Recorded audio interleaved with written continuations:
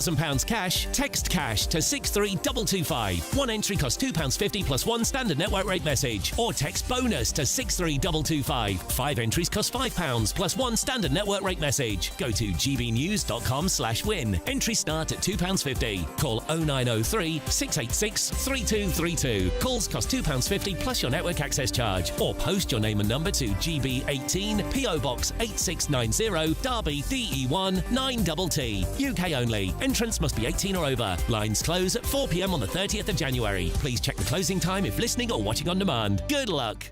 Bold. They are under no illusion. Rafe. Are you a human trafficker? Boundless. I've had enough of the nonsense, and I'm not afraid to say it.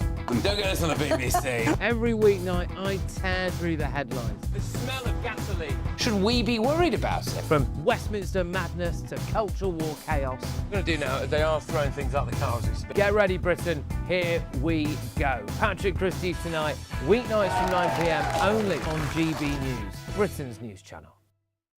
Hi, I'm Michelle Dewberry, and my show is your opportunity to cut through all the noise and dive in headfirst to some robust debates. Ideas clash. Situation, No, because the failure is... You're deliberately avoiding my point. Nothing's held back. And if you think this is the end of it, wait for more. And we do not shy away from the difficult stuff. Sometimes I want to shake people and say, if only you understood. So join me on Jubes & Kerr weeknights at 6 p.m, only on GB News, Britain's news channel.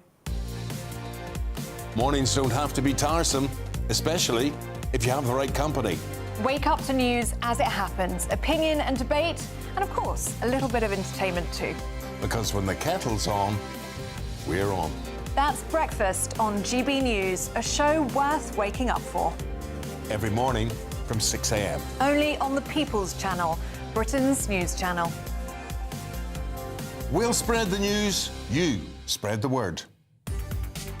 From the school run to the home run, watch a new show for all of Britain. So he can say whatever he wants. A straight-talking show where all voices are heard. And, you know, when are we going to stop talking about smashing the gangs and actually do it? With the stories that matter from every part of our country. There's a bit of a crash landing there for your Chancellor. Bold, fearless and standing up for you. That's me, Martin Daubney, 3 p.m. till 6 p.m, weekdays, here only on GB News. The People's Channel, Britain's news channel.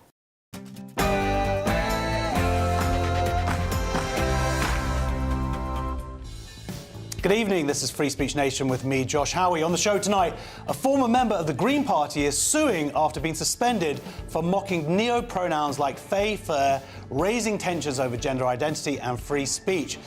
As reform UK societies are popping up in Britain's universities, the student unions seem to be reluctant in having to uphold free speech. Pupils and staff at a Cambridgeshire school have voted to remove the name of Samuel Pepys from one of its pastoral houses following revelations about the former pupils' treatment of women. After Jennifer Melle was this week reinstated after 9-month suspension by the NHS, and now she plans legal action over alleged harassment. And anti-gay bias is rising in the US, even among young adults and liberals. Could the UK follow suit? And 370 academics accuse Bridget Phillipson of stalling on university free speech protections despite promising action a year ago. And we've got comedians answering some crazy culture developments from a live studio audience. But first, the news with Aaron Armstrong.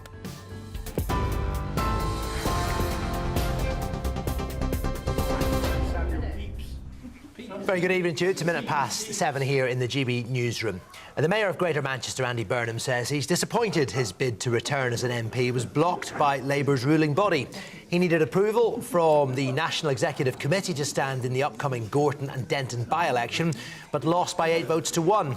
The Mayor of Greater Manchester says he'll support whoever Labour's candidate is for the upcoming by-election.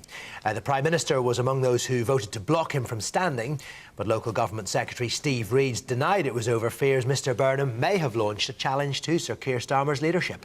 This was a decision by Labour's ruling National Executive Committee, not by the Prime Minister on his own. And the reason that the NEC has taken that decision is because they don't want to inconvenience 2 million people in Greater Manchester who would then have to come out and vote for a new mayor when the current mayor is only halfway through his term. So I know this is disappointing for Andy. There will be opportunities in the future, and I'd love to welcome him into Parliament in due course. But right now isn't the right time. The family of a man shot dead by an immigration agent in Minneapolis have called for the truth, accusing Trump officials of sickening lies. State and federal officials have provided conflicting accounts of the moments leading up to Alex Pretty's death, which comes 2 weeks after a woman was fatally shot by an ICE officer. A warning viewers may find the following pictures distressing. Mr. Pretty was wrestled to the ground after trying to help a fellow protester. Multiple shots were fired shortly after. It's led to renewed protests and calls for an end to the Trump administration's immigration crackdown. The Department of Homeland Security insists its officers were acting in self-defence, but Minnesota Governor Tim Walz has described federal authorities' accounts as nonsense and lies. Well, as I said last week, this federal occupation of Minnesota long ago stopped being a matter of immigration enforcement. It's a campaign of organized brutality against the people of our state. And today that campaign claimed another life. I've seen the videos from several angles, and it's sickening. Minnesota. A new national police force, dubbed the British FBI, is set to take over counter-terror, fraud and criminal gang investigations. The Home Secretary, Shabana Mahmood, says it's aimed at designing a new policing model for England and Wales rather than saving money. She hopes it will reduce the burden on local forces, who are increasingly diverting time and resources away from crimes like shoplifting and antisocial behaviour to deal with national issues. The reforms are set to be announced in Parliament tomorrow. A severe winter storm has brought heavy snow and freezing temperatures to millions of Americans across the US. More than 850,000 people are without power in the south, and at least 13,000 flights have been cancelled so far this weekend. President Trump's called the storms historic and has approved federal emergency disaster declarations for 12 of those southern states. Sub-zero temperatures are expected to run from the southern Rockies to New England, and they may well pose a danger to life. Finally, if you don't have a head for heights, look away now. US climber Alex Honnold has completed a free solo ascent of the 101 skyscraper in Taiwan. Now, that means he did it without ropes or any safety equipment. He made it to the top of what is one of the world's tallest buildings in an hour and a half. It is more than 500 metres high. It's designed to resemble a stick of bamboo. To put it into context for you, it took a different climber 4 hours previously, and he did it with a rope and harness. Those are your latest GB News headlines. Now it is back to Josh. Tune into GB News Radio wherever you are. Online, on DAB digital radio, on TuneIn, on Radio Player, on Nation Player and on your smart speaker. Just say, play GB News.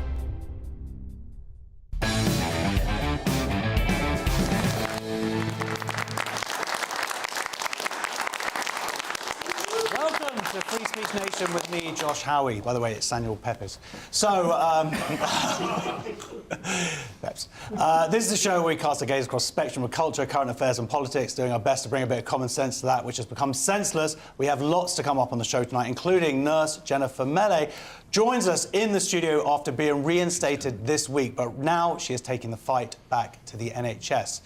So, the Green Party is facing legal action from a former senior member suspended for mocking so-called fairy pronouns. Emma Bateman claims she was discriminated against over her gender-critical views after disciplinary action she claims breached the Equality Act. The Greens say her comments broke the party diversity rules and made trans members feel unwelcome. Mr. Plansky, the Green Party leader, said, or he's previously said, transphobia in the party would be a red line. Well, I'm joined now by women's rights activist and former co-chair of Green Party Women, Emma Bateman. Welcome to the show. Hi.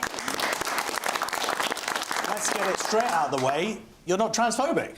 No, I don't think I am. I think that it's perfectly reasonable to have a conversation about men and women and use that language. Males and females are two different sexes. You can't change sex. We're not clownfish, and it's not rude to say so, and it's not transphobic to say so. No, of course, but this is the problem, isn't it? That people want to frame this as transphobia if you don't fully. Or in any way, actually, there are people who just will sort of say, no, I'll respect people's pronouns, but I still think there are only two sexes. But there's no level of purity. There isn't, and especially in the Green Party, and it's been so weaponised because if you can't talk about issues in a political party, where are you going to be able to talk about them? Because, you know, politics is all about dialogue and different ideas, and all I wanted to do in the Green Party was to stand up for women's rights and to talk about the fact that women need single-sex spaces, sports and services, and we couldn't do that. And the ridiculous thing about the pronouns is just, it's a way of shutting down everything. It's a way of shutting down conversation. It's a way of making people feel awful, feel like they can't express themselves, and you must be able to do that in politics. Otherwise, our democracy is screwed. Well, look, I think. Let's look at what Zach Plansky says on this issue. More specifically, red lines for me are homophobia, transphobia, racism, misogyny. We don't go near those. So those are the red lines, and I think once you're really clear what your red lines are... Would you kick out a member if they did display transphobia? Yes, transphobia is absolutely unacceptable it's unacceptable in society. I'm not in charge of society, sadly, but I do lead the Green Party, and transphobia is totally unacceptable in the Green Party, and I don't think that's nuanced. I don't think it's complicated. I think that just needs to be stated really clearly. Well, look, I don't think it's nuanced, and I don't think it's complicated, because accusing someone standing up for women's rights doesn't make them transphobic. No, he's saying he's against misogyny, yet some people would argue that gender ideology is a misogynistic movement. I think it is misogynistic, and I think the problem is when you talk about misgendering, if you say that, like, for instance, if I say you're a male, that's, you know, and you want to be called a female, that's classed as misgendering. Well, that's not misgendering. I'm correctly sexing you, and we must be able to have that conversation. And otherwise, you know, where do we go with it? And the linking of transphobia with homophobia, with all sorts of other bigotry, and usually right wing as well, is really a way to shut down conversation, because it's smearing people. And I would like Zach Plansky to spell out what he means by misgendering. If he means by misgendering that I can't say that males and females are two sexes, well, that's not misgendering, is it? I must be able to say that, you know, you're a man, you're a male, regardless of whether you want to put a dress on and lipstick or whatever. No, exactly, and let's not talk about we bumped into each other earlier. But I guess the thing that people have picked up on, certainly in like newspapers, is this whole sort of fairy example. So they did talk to you, because of course people will kind of go, well, what's the harm in it? But when there are things like fae, fair, and these ridiculous pronouns, when it goes down that level, if you don't go along with that, you're supposedly a bigot. Yeah. And actually, that was quite funny, because I try and avoid pronouns most of the time, but with that particular chap, I used his pronouns all the time because I think it's funny. You know, if you want to be called fair, that's ridiculous. That really is. And I just thought it was quite funny, so I didn't actually misgender that chap there. So you're actually, they kicked you out for being too gendery? Yeah, well, they kicked me out for being a bit sarcastic, because you're not allowed to be sarcastic in the party. There was loads of stuff. You know, the problem with the Greens, I'm a Green at heart. The philosophical basis of the Green Party I agree with, right? Which is basically, we've got one planet, finite resources, we have to work a way of how to keep that planet and those resources, how to share them out, how to make sure we don't screw it up for the future generations. That, to me, is Green philosophy, right? But you can't kind of like... Sorry, I was going down with that. But I guess I think, well, if I'm sort of... Because we talked about this earlier, you were sort of saying how... But that requires belief in science. Oh, sorry, Sorry, I got a bit nervous, I lost track there. Yeah, so I believe in science. I believe that you have to be able to back up what you're saying. And I think that the Green Party was finally getting a bit of credibility on science, on climate change. I know some people may have different ideas about that, but I believe in that science, and I think you have to have facts to back up what you say. And this ridiculous kind of idea that you just have men can be women and you can be called whatever you want to, that's not rational. It's not scientific. It's not possible to kind of have everyone being treated and being called exactly what they want to say. You have material reality out there, and that you've got to live within that. I think you could argue that actually those things don't necessarily have to have anything to do with science in terms of how people are expressed. But I think when they tried to use false science to enforce it, that's where the issues come from, i.e. like there's more than two sexes. Yeah. Interestingly, with this journey that you've been on, and you were talking there about sort of climate change science, do you think now that you would be more open to hearing different perspectives when it comes to the science on that end of things? So do you think like having your eyes opened on one thing can kind of lead you down? I think what it is I have always been a person that I try and look at if I think something is true, I will go and look at what the opposition is saying, because I think that's the most important thing to do. If Angela Merkel is a politician I quite respect, and when she was talking once, she said, if somebody comes at me with an idea, what I do is go and ask the opposition what they think, because they will give me what the problems are with it.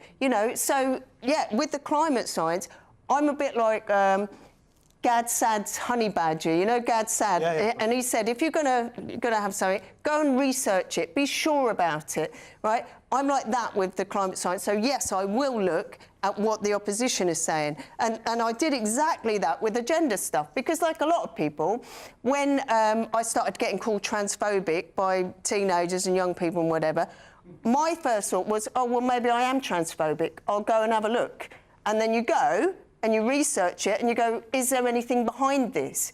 And I decided that not really, there really wasn't. I wasn't missing anything. So I think it is really important to go and understand what the opposition arguments are. So, yeah, I will definitely do that. Well, absolutely. So, because Zach Polanski, in that clip that we just saw, seems to be, like, this is the line which kind of mirrors what we saw with Stonewall hashtag debate, and that's kind of where the problem is. So, you've had these issues over years with the Green Party, and what's made you now take them to court? What was the final straw? I think that in politics, if you cannot discuss ideas, if you are using bent systems, like the disciplinary system is used and weaponised in the Green Party. That is what has been weaponised to get rid of people, to shut people up.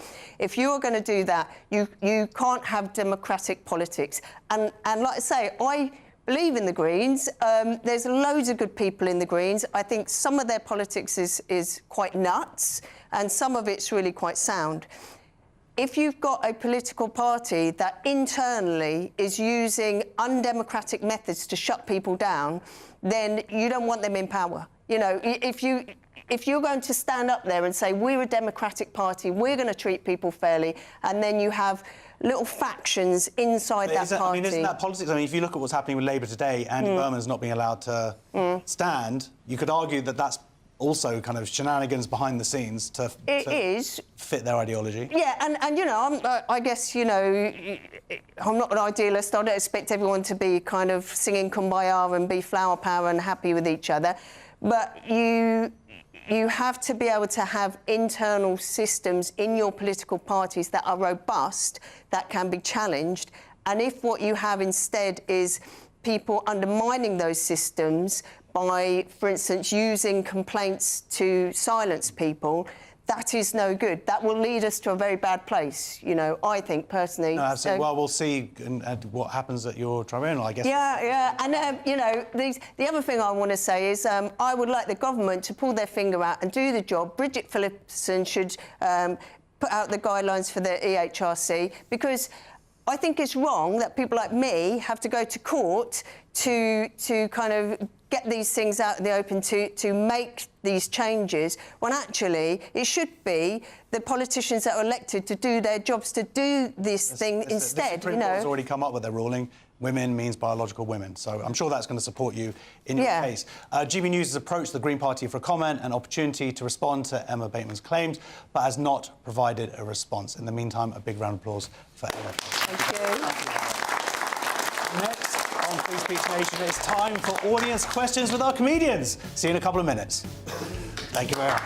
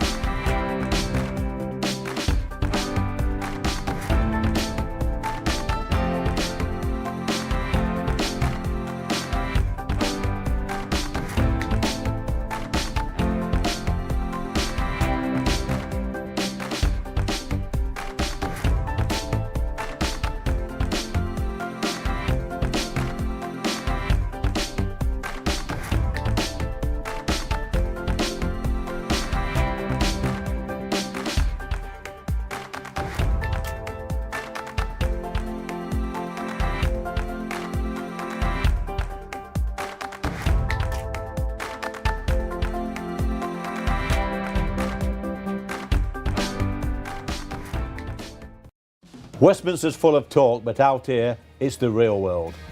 Am I allowed to talk now? No, that's it. This is where it matters, real people and real lives. That's what politics is all about. The fact has Trump made a good start? No. Straight answers, no spin, and just a couple of pints. How many fingers have I got up? About 10. So join me for Lee Anderson's Real World every Friday at 7 p.m, only on GB News. The People's Channel, Britain's news channel. Britain was once the envy of the world. But look around, a nation that no longer knows what it is or where it's going. A country that's broken. How do we fix Britain? How do we bring it back? Friday night with Matt Goodwin at 8 p.m, only on GB News. Britain deserves a newsroom that puts the facts and your voice first. Well, and that's what you get on GB News. Lively debates, lively conversation. And we're not afraid to hold power to account. And each other. So join me, Andrew Pierce. And me, Miriam Gates, for Britain's Newsroom, weekdays from 9:30 on GB News. At GB News, we love to hear from you, our loyal community. So drop us a line at gbnews.com/yoursay. There you can talk to each other and also to the presenters live on air. gbnews.com/yoursay, because GB News is your channel, Britain's news channel.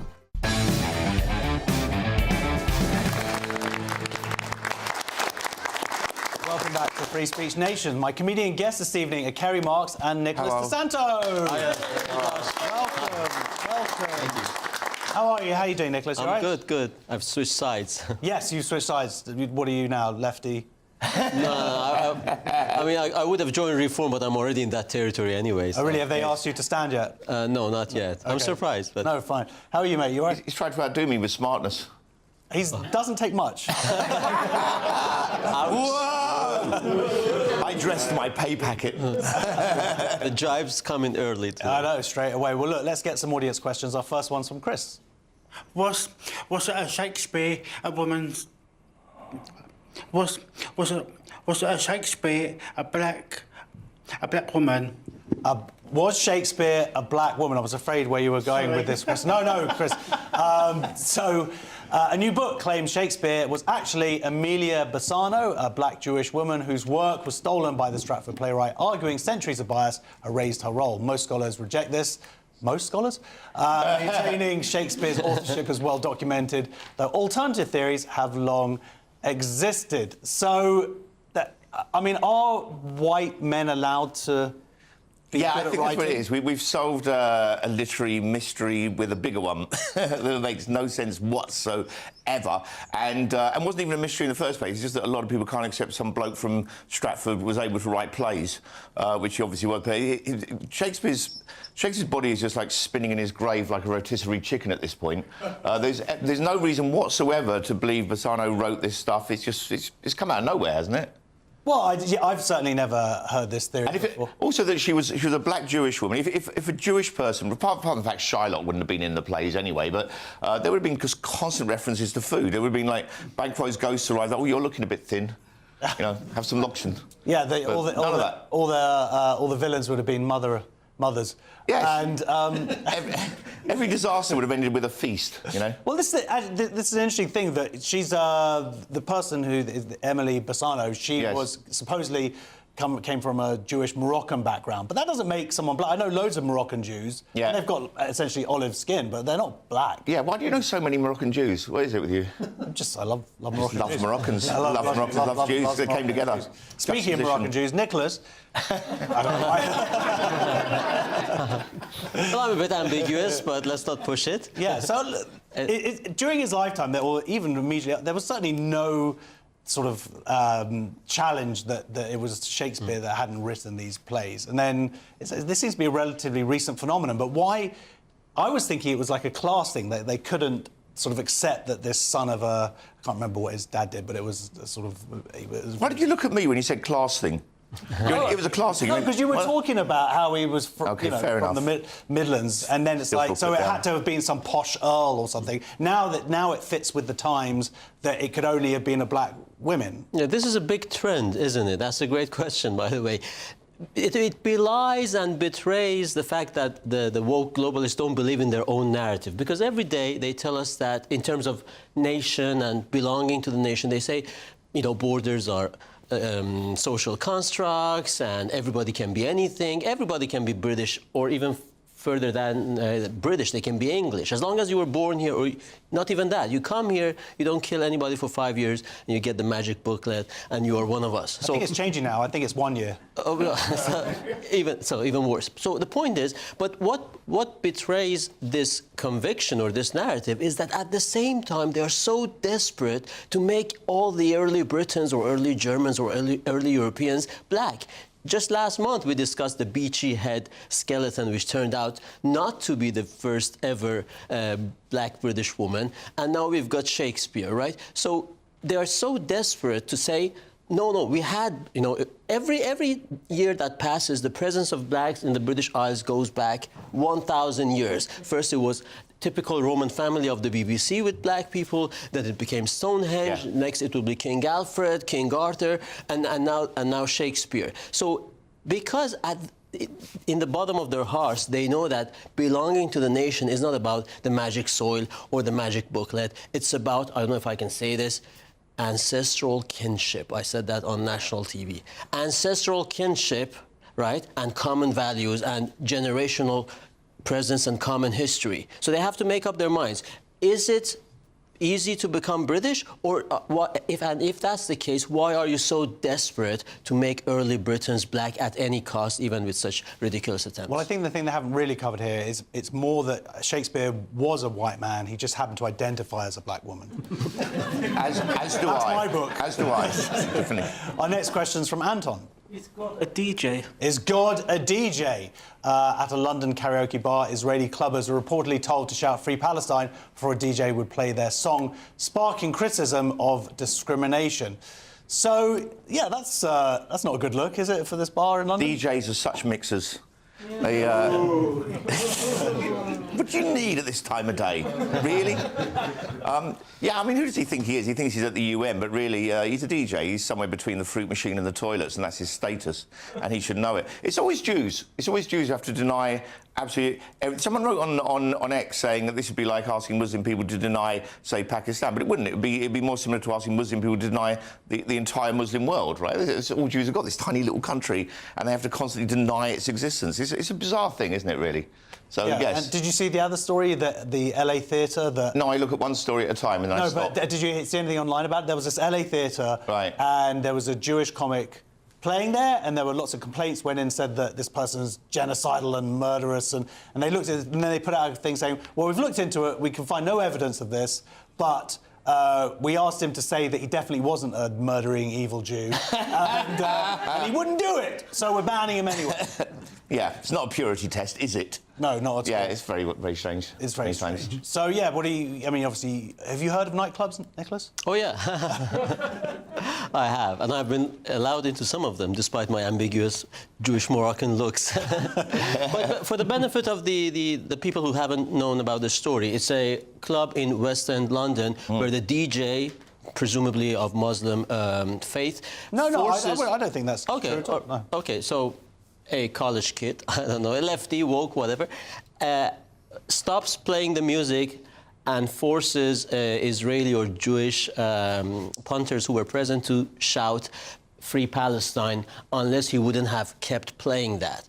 All right, so this is the story. I thought maybe we could turn this back on them. In the benefits office, everybody who comes for benefits, we say, just say, Am Yisrael Chai. And do you know how much the government can save in money? Because 70% of them won't say that, and we keep the benefits to ourselves. OK, interesting. That means the people of Israel live. OK, well, we'll give that a go. You should recommend that to Reform, see how Absolutely. All right, our next question is from Barbara.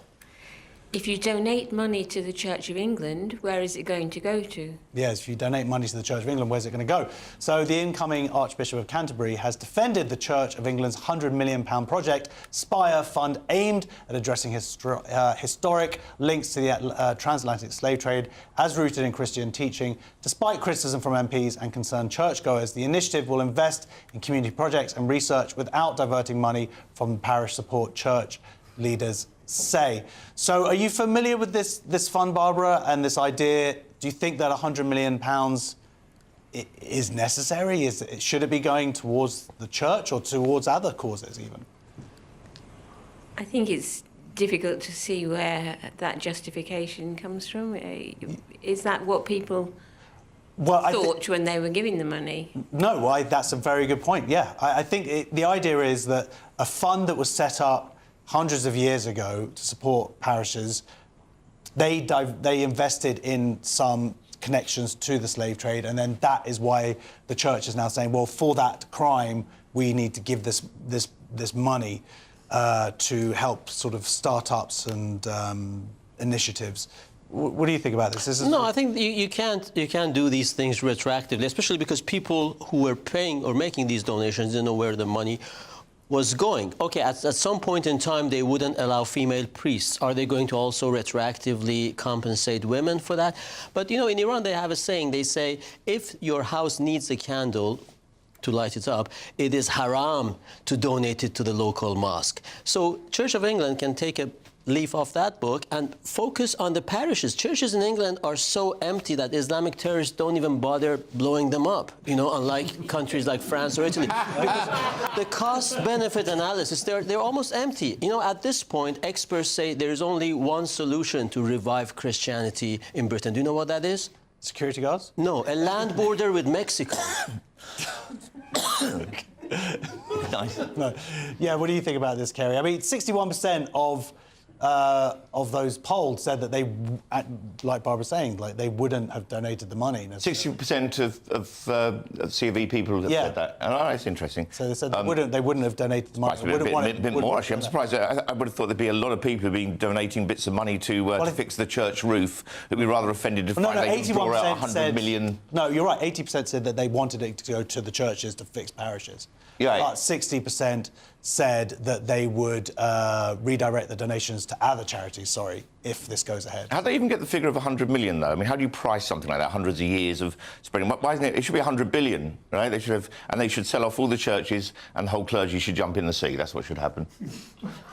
What do you think? What do you think? And then the Jews, by the way, next. So there's hundreds of years of Christianity spreading hatred of the Jews. I think we're owed direct debits until the second coming. So let's get on with that. Probably a small planet or something like that. The whole idea of it's just nonsense. There's too many things need fixing. And what we should be doing is moving forward and trying to create a society that's fair and equal based on everything we've learned, rather than constantly... They can't fix a hole on the roof, and they're trying to fix the hole in history. So that's how I feel. Oh, look at that one! Thank you, thank you. I want to say that applause was very well deserved. Our final question then is from James. Hi. Hey. Is the British SNL doomed to failure? Exactly. Is the British SNL doomed before launch? So ahead of Saturday Night Live UK launching in 2026, critics have spotlighted long-standing claims that the Saturday Night Live franchise has a problem with sexist portrayals and treatment of women, citing past controversial sketches and comments about female figures. The planned British version is set to premiere on Sky Max with the UK cast and hosts. Are you a fan at all of Saturday Night Live? Do you ever watch? SNL, yeah, we watch it. Yeah. Yeah. So are you excited about a British one coming? I think it'll be nice to see a UK. It'll be nice to see a UK alternative. Yeah. Well, I think it would be nice, and of course, more comedy on our screens is fantastic. Nice. As long as they don't do it at 7 o'clock on a Sunday, but. This is, it's like they're sort of saying, I mean, you've read the article and they're like, these are the terrible sexist things. Well, how many things have they done that have disparaged men over the years? Or disparaged everybody? That's what comedy does. And even in the article, they find like 5 really mild examples, which you'd think they'd have loads if they're making this case. But this is just a product of our age, isn't it? This is people being offended by jokes that haven't been written yet, by people they haven't even met on a show that hasn't even been aired. This is all in advance. What's going to happen when the show opens is that the host is going to come out, instantly resign and apologise for the show, and that'll be it. I just think it's very strange. I also think it's condescending to women to say that they can't judge a joke, and we've got to protect them in this kind of way as well. Yeah. So, yeah, it's... make the jokes funny. What's wrong with that? Do you remember humour? That's what it used to be. Jokes, comedians come out, tell jokes. If it gets a laugh, that's a good joke. That's the rule. End. Yeah, are you optimistic about Saturday Night Live? Have you been asked to be on it, Nicholas? I'm afraid not. It's on Sky, so I doubt it. But I agree with Carey. This article in Daily Mail, which is written by a woman, by the way, and has preemptively decided that SNL UK is going to be sexist, she quotes Jennifer Aniston saying that SNL US was a boys' club. I mean, I've got news for everybody. Comedy is a boys' club, all right? And if you read this whole article, it kind of proves your point. The only misogynist jokes that it has quotes, one is they made fun of British actors. OK, just don't... there was one joke that I was, like, afraid you were actually going to say. No. Punchline. No, don't worry. No, this is all family-friendly. But, because I shot my guns over the ancestral kinship in the first... I'm going to be mild now. But, you know, they made fun of Amy Lou Wood, British actresses, teeth. You know, it's not even, you know, men have teeth as well, and making fun of British teeth is a staple of American jibes when it comes to making fun of the Brits. And they've also talked about genitals and how they're scary, but, you know, they are scary. So, and it's not, again, a question of men or women. Yeah, exactly. Let's see if the new Saturday Night Live is not going to be bigoted about British teeth. And then we'll see. All right, good. Next on Free Speech Nation, as Reform UK societies are popping up in Britain's universities, the student unions seem to be doing everything in their power to avoid having to uphold free speech. See you in 2 minutes.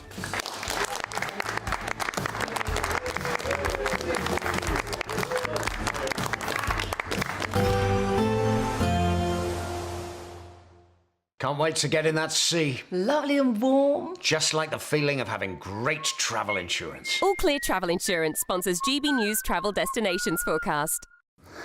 Hello there, and welcome to your winter sun forecast from the Met Office. It's going to be pretty unsettled through the Mediterranean over the next couple of days. The Canary Islands will probably see the best of the weather, but as we head towards Spain and Portugal, we do have this area of heavy rain. Italy and Greece is stuck under this area of low pressure, so still remaining pretty unsettled here. But the Balkans will see the heaviest of the rain, possibly even a few thunderstorms here. But as we go through the week, temperatures around the mid-teens, Tenerife just creeping up towards the low 20s. All Clear Travel Insurance sponsors GB News Travel Destinations Forecast.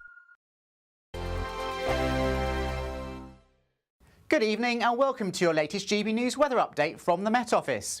Flooding could be a real concern for some places in the coming few days. There's further heavy rain on the way for all of us, and at times it will be rather windy as well. So areas of low pressure moving in from the Atlantic, and there's this deep area of low pressure moving in for Tuesday that's of more concern, with some strong winds and further heavy rain for all. But back to this evening, and it is a little bit drier compared to what it has been, certainly across the south at least, but there's still going to be a fair number of outbreaks of rain and hill snow across parts of northeast Scotland, some wintry showers overnight across the Pennines too, and the odd spot or two of drizzle elsewhere. But for most, it's cloudy, dry and chilly, and largely frost-free, although in any clear skies out towards the west, we could see some patchy fog and frost. The best of the brightness first thing on Monday morning will most likely be across the northwest of Scotland. The Outer Hebrides, the Highlands here could see some sunshine, but elsewhere across Scotland it's still pretty windy and damp and cold. Outbreaks of rain and hill snow across the Grampians. Bits and pieces of rain pushing into western parts of Northern Ireland already, and some showery rain pushing into Cornwall and Pembrokeshire as well. Otherwise, many parts of England and Wales will get off with a largely dry start to the new working week, albeit cloudy and quite chilly. And whilst there'll be the odd glimmer of brightness through the day, most places will stay pretty overcast and cloudy. Here comes that rain in from the west as we go through the morning, so a wet picture by lunchtime for Northern Ireland, a rainfall warning coming into effect here with some heavy and persistent rain through the afternoon. Rain also creeping into Wales and the southwest, and turning windy here, albeit quite mild. Otherwise, it's going to be a chilly day compared to the weekend. Now for Tuesday, various weather warnings are in place, so do check our website and app for further details. Lots of heavy rainfall, many parts of the UK, low pressure spreading its way northwards, bumping into that colder air and bringing some particularly heavy and persistent rain across parts of Scotland, and hill snow with some strong to gale force winds, particularly around Irish Sea coasts, and temperatures around average for the time of year.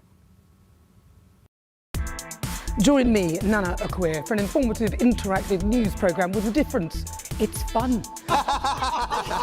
No, he didn't say that, Dave. I'm so surprised. I think there's an element of truth to that. Join me from 3 p.m. every weekend, only on GB News, Britain's news channel. The GB Newsroom, we bring you the news as it happens. With our team of dedicated journalists across the UK. We're ready to keep you up to date with what's happening every half an hour, every single day. Bulletins here on GB News. The People's Channel. Britain's news channel.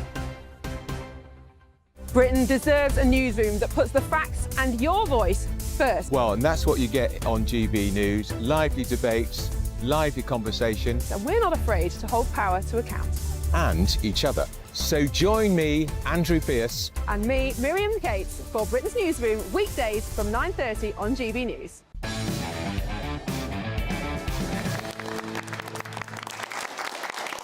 Welcome back to Free Speech Nation with me, Josh Howie. Students for Reform UK have faced death threats and harassment just days after launching at the University of Sussex.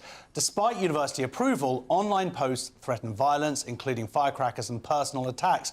Organisers say they fear for their safety but are determined to attend the Freshers' Fair. The university has condemned the threats, yet critics argue free speech on campus is increasingly limited for those with dissenting views. I'm now joined by the journalist and commentator Ellie Hodges. Welcome to the show. Thank you. So, Ellie, you posted about this story on X. You wrote a Substack about it. So, give us the background then. So what happened is the students reached out to me and just said, we've tried to set up this society and there's just been immediate backlash and, as you said, threats. Death threats even, and harassment, and literally the most violent comments as well. And people are doing this on their public accounts, and I think this is again just showing how in universities there is a left-wing culture there, and I think they'd say they have free speech, but only if you're actually left-wing. If you have a different view, clearly it's not accepted within the university. And it's a shame, it's a real shame as well, because these people have put themselves forward to do this, setting up a society, and this is the response that they have been given. And you read out some of the comments, but the kind of comments they were getting was, I hope you get set on fire, have you considered jumping off the pier, can't wait to meet the society so I know who I'm throwing eggs at. This kind of rhetoric in public comments. And as I say, it's such a shame. It's like hundreds of messages, right? Hundreds, even thousands. And this is happening all on a public Instagram post. So anyone can go and scroll through these comments, people on their public accounts saying this. So, as I said, it's on public accounts, so clearly they're comfortable enough to say it publicly as well, which is really concerning. So one of the comments actually said about organising action against the groups. They're actually ready to... There's been accounts such as anti-fascist groups that are saying we need to shut down this Reform Society. One of the comments said, you cannot promote initiatives like scholarships for Palestinian students and publicly commit to equality while allowing a society that encourages segregation, racism, xenophobia and hostility towards certain groups. Freedom of belief does not mean universities should legitimise or provide platforms for discriminatory ideology. I don't know about you, but I don't think I've ever heard Reform support segregation or racism or xenophobia. And yet they feel comfortable saying that, and you have to think, why do they think like this? Is this because what lecturers are telling them? Is this the culture that's in university, as I said? But Dylan, who is the president of the society, leader of the society, has said that he's working to keep the committee and its members strong and motivated, but understandably they feel really anxious now for their own safety. But they will be at the Freshers' Fair, out of principle, proving that they will not be silenced. And I think that's really, really brave, that they, even though they're getting all this abuse, they're still going to go and show their face. I mean, people got to remember, these are like 18-year-old, 19-year-olds.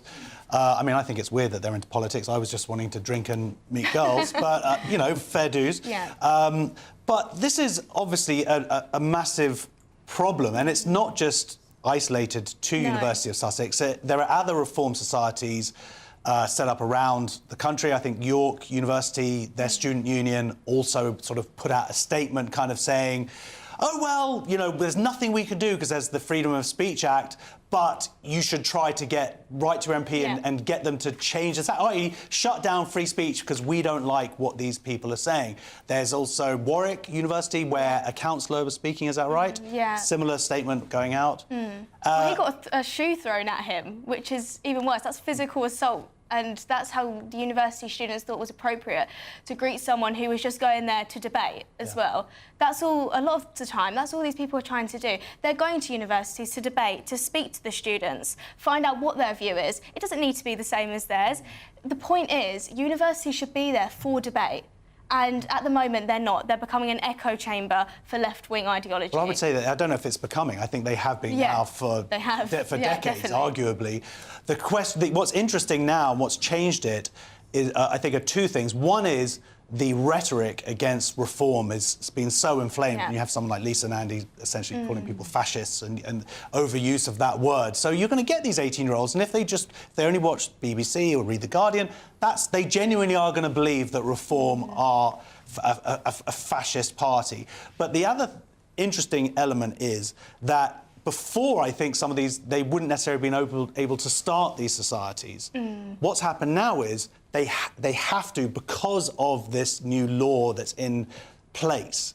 So we're seeing a very kind of reluctant student union and university system now having to kind of go along with it. They're not making it easy for them, I understand, though, but they are going along with it. Yep, and I think the problem is as well, if I was at that university and I was thinking, you know what, I want to join the society, I wouldn't do it if I knew that I was going. It's accompanied by death threats, harassment, and social exclusion, basically. So I think that's they should join the Jewish Society instead. None of that will happen. But yeah, no, I just think this story is really shocking. And it's a shame that this is what's happened to our universities, because they should be a beacon of free speech. They should be where all different opinions can be debated, where people from all across the political spectrum can have different opinions and talk about it. Because a lot of the time you learn by having conversations with people who you disagree with. I try to do it as much as possible to see the other side. And just, you either come out of it, your mind changed, or you come out of it thinking, actually, no, I stay firm in my beliefs. And you can refine your own arguments, of course. And certainly universities are meant to be the spaces set up to allow that to happen. There's also, I believe, the Cambridge Society of Women, that they've had similar issues with complaints and students kind of essentially attacking them. The threats of violence here are obviously very concerning. What have the police done? So I think, from my understanding, the students have put forward police reports and nothing's happened yet, but hopefully something will. But it's really hard to kind of understand what are they meant to do, because there's thousands and thousands of these comments.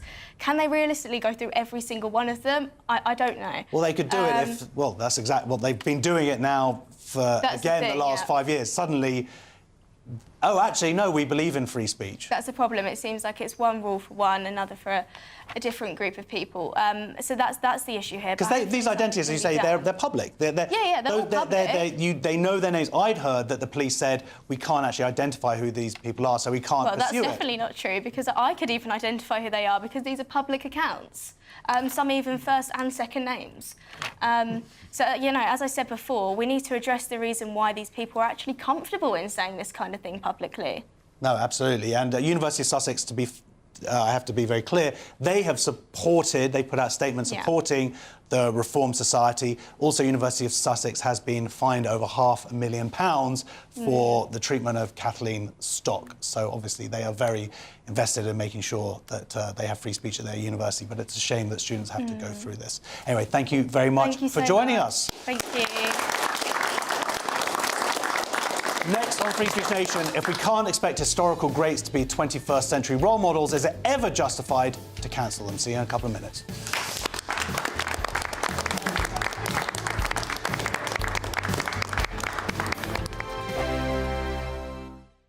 I'm Michelle Dewberry, this is Jubes & Co with you. Hello everyone, Patrick Christie is here. GB News, Britain's news channel. Access the stories that matter to you. Take the GB News family with you on any device. And as long as you have an internet connection, tune in to GB News anywhere on the planet or beyond. GB News, the People's Channel, Britain's news channel.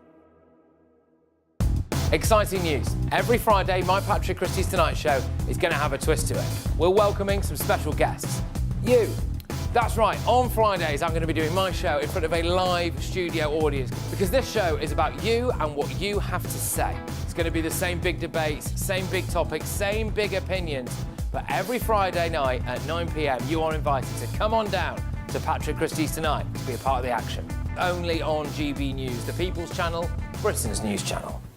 Hi, I'm Michelle Dewberry, and my show is your opportunity to cut through all the noise and dive in headfirst to some robust debates. Ideas clash. Situation, No, isn't it? no, Because the failure is you're deliberately avoiding my point. Nothing's held back, And if you think this is the end of it, wait for more. and we do not shy away from the difficult stuff. Sometimes I want to shake people and say, if only you understood. So join me on Jubes and Co weeknights at 6 p.m, only on GB News, Britain's news channel.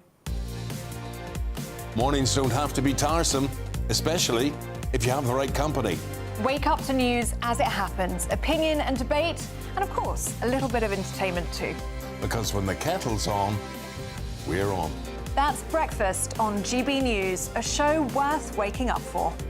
Every morning from 6 a.m. Only on the People's Channel, Britain's news channel. We'll spread the news, you spread the word. From the school run to the home run, watch a new show for all of Britain. So he can say whatever he wants. A straight-talking show where all voices are heard.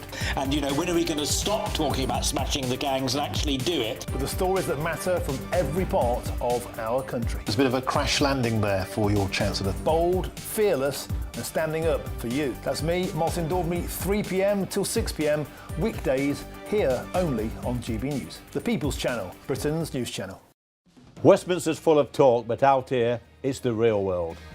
Am I allowed to talk No, now? that's it. This is where it matters, real people and real lives.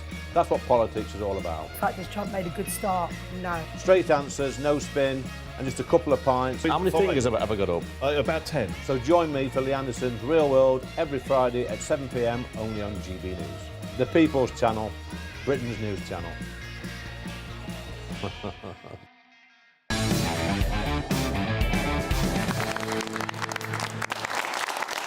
Welcome back to Free Speech Nation. Pupils at a Cambridgeshire school, once attended by Samuel Pepys, have voted to remove his name from a school building after claims the 17th century diarist was abusive and exploitative towards women. Teachers say his diaries don't align with the school's values of respect and equality. Critics argue this amounts to erasing history. So is it ever right to cancel historical figures, or can we learn from the past without rewriting? I'm now joined by royal commentator and historian Rafe Heydel-Mankoo. Welcome, Rafe. I think this is interesting. We obviously, a few years ago, actually seems quite a long time now, we had all the statues issue. What's interesting, more interesting here, I think, is that in Samuel Pepys' case, the information that's come out about his life, his treatment of women and sexual assault, it's much easier to condemn him rather than, like, he invested in the... I'm not saying that people who had connections to the slave trade were in any way good, but sometimes there's slightly a tenuous connection. But this is, like, pretty out and out. With his own hand, he condemned himself. To a degree, yes, but you have to remember this is still a man from the 1600s we're talking about. And what we're engaged in, what we're seeing here is this new odious doctrine of presentism, whereby you rent somebody out of the distant past, you put them into a 21st century courtroom, and you say, by our standards of today, we find you guilty. Yet you're not allowed to defend yourself, you're not allowed to bring any witnesses from your own era, and it's a fundamental principle of English common law that a man should be judged by a jury of his own peers. And there are no other 17th century people he can call upon to defend him. And we have to be very careful about that. It's also the selective virtue signalling I find so crazy here, because they have called him out for his essentially being... There's nothing new here. We've known about all of these things for around 40, 50 years. Came out a lot and we always used to call him a naughty guy, right? That was part of the aspect about him. But, of course, there's another house in this school named after Oliver Cromwell. Now, if you're going to rank the two in terms of which was perhaps the more controversial, actually it might be the person who actually slaughtered thousands of people, brutally oppressed the Irish, was virulently anti-Catholic, and yet completely silent about all of that. And that's part of the issue here, which you see with many on the left. It's a huge shame to see our pupils being indoctrinated. Of course, we have the most radically left-wing youth in this country. And this was students, by the way, who voted. Yes, and which is a strange decision. Why did you vote to students? Well, because you know full well that they've been given a dossier which Alistair Campbell would have been very happy about, you know, all the evils of Samuel Pepys. But it's just part of the thing, you know. For example, they've cancelled David Hume, the great Scottish philosopher, for one footnote out of all the millions he wrote that was deemed today to be racist. Yet Karl Marx, who was using the N-word with Engels seemingly every single day, gets a clean pass. Many of these activists who want Pepys and other people cancelled happily wear Che Guevara T-shirts, virulent homophobe, rapist and murderer. It's the selective virtue signalling here that makes them, in some cases, I like to call them the woke Taliban, but the real Taliban were purists, moral purists. There's a lot of selective morality here. The truth is, British history is not a morality play. History is complex. The world is complex. You can't objectively put everybody into a good or a bad category. There are heroes and villains in history, but if you erase them, if you try to whitewash the past, you erase our history, and that's why it's self-defeating for these people, because if you really are a social justice warrior, you want there to be tangible reminders every day that the past wasn't a rosy place. If you want to remember and encourage people to detest the horrors of the past, we have to remember them. Yeah, absolutely. And then, of course, the pattern repeats itself anyway, because, for example, some of the things that they renamed, I believe they renamed a house Greta Thunberg House. Well, I don't think that's going to hold up well. No, well, I always say, you know, we took down a statue of Edward Colston, the slaver, during the madness over George Floyd. There are now 3 statues and busts of George Floyd erected in America, a criminal drug addict who pointed a loaded gun to a pregnant woman's belly. I think you've set a very dangerous precedent for future generations to look back on this generation and think that we perhaps have fallen foul of morality. Fair enough. Well, look, we've reached out to Hitchingbrook School. We're still waiting for a response, but let me have a big round of applause for the historian, Rafe Heydel-Mankoo. And we will see you in a few minutes. That's the end of the first hour on Free Speech Nation. Don't go away. Plenty more to come, including Jennifer Melle. You don't want to miss that.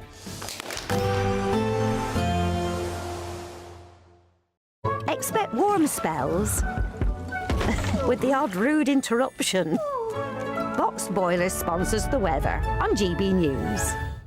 Good evening and welcome to your latest GB News weather update from the Met Office.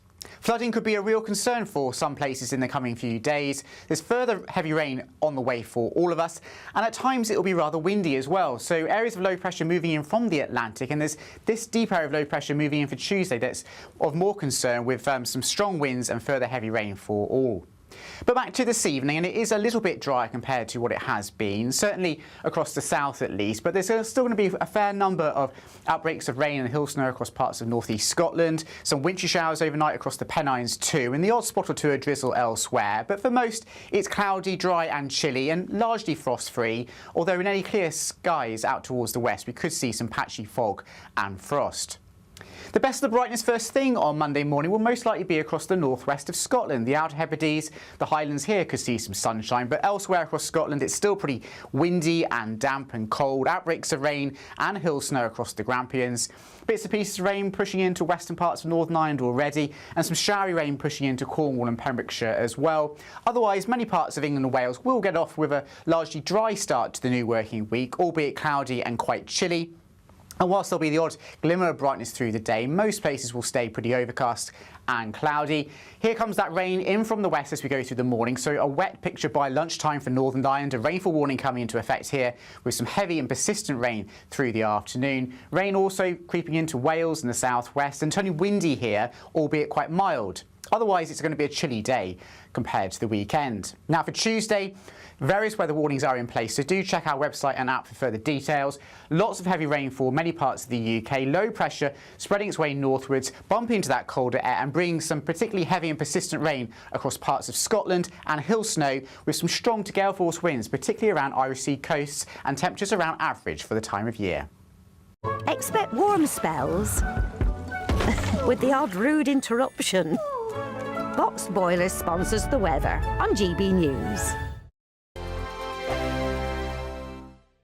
It's the final week to see how you can become our biggest cash prize winner to date, as there's a simply stunning £85,000 in tax-free cash to be won. Go on that dream holiday, buy that brand new car, or just relax in the knowledge that the rest of the year could be on us. But you have to hurry, as lines close on Friday the 30th of January. For another chance to win £85,000 cash, text cash to 63225. One entry costs £2.50 plus one standard network rate message. Or text bonus to 63225. 5 entries cost £5 plus one standard network rate message. Go to gbnews.com/win. Entries start at £2.50. Call 0903 686 3232. Calls cost £2.50 plus your network access charge. Or post your name and number to GB18 PO Box 8690 Derby DE1 9TT. UK only. Entrance must be 18 or over. Lines close at 4 p.m. on the 30th of January. Please check the closing time if listening or watching on demand. Good luck.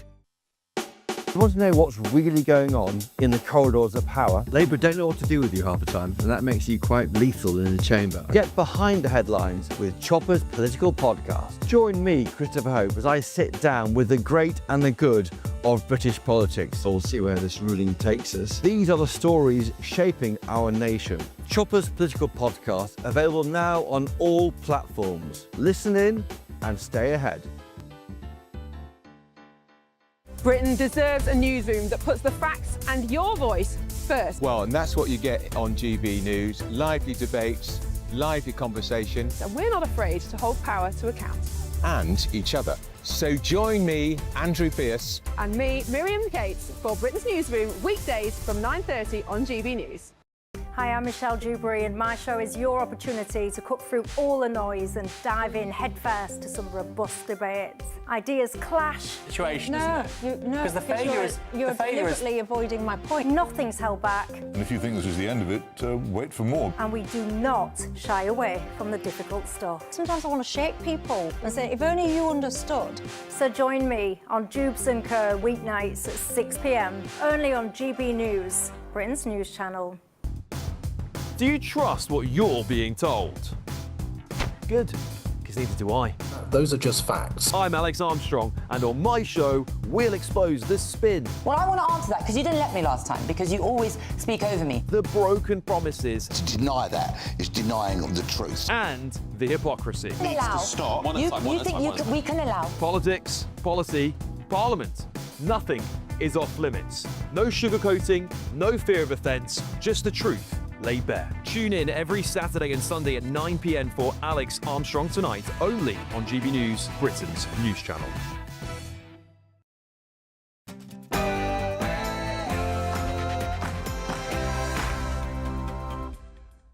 There is plenty more still to come on Free Speech Nation this week, including our interview with Jennifer Melle, who's sitting right there. But first, we're going to get a news update with Aaron Armstrong.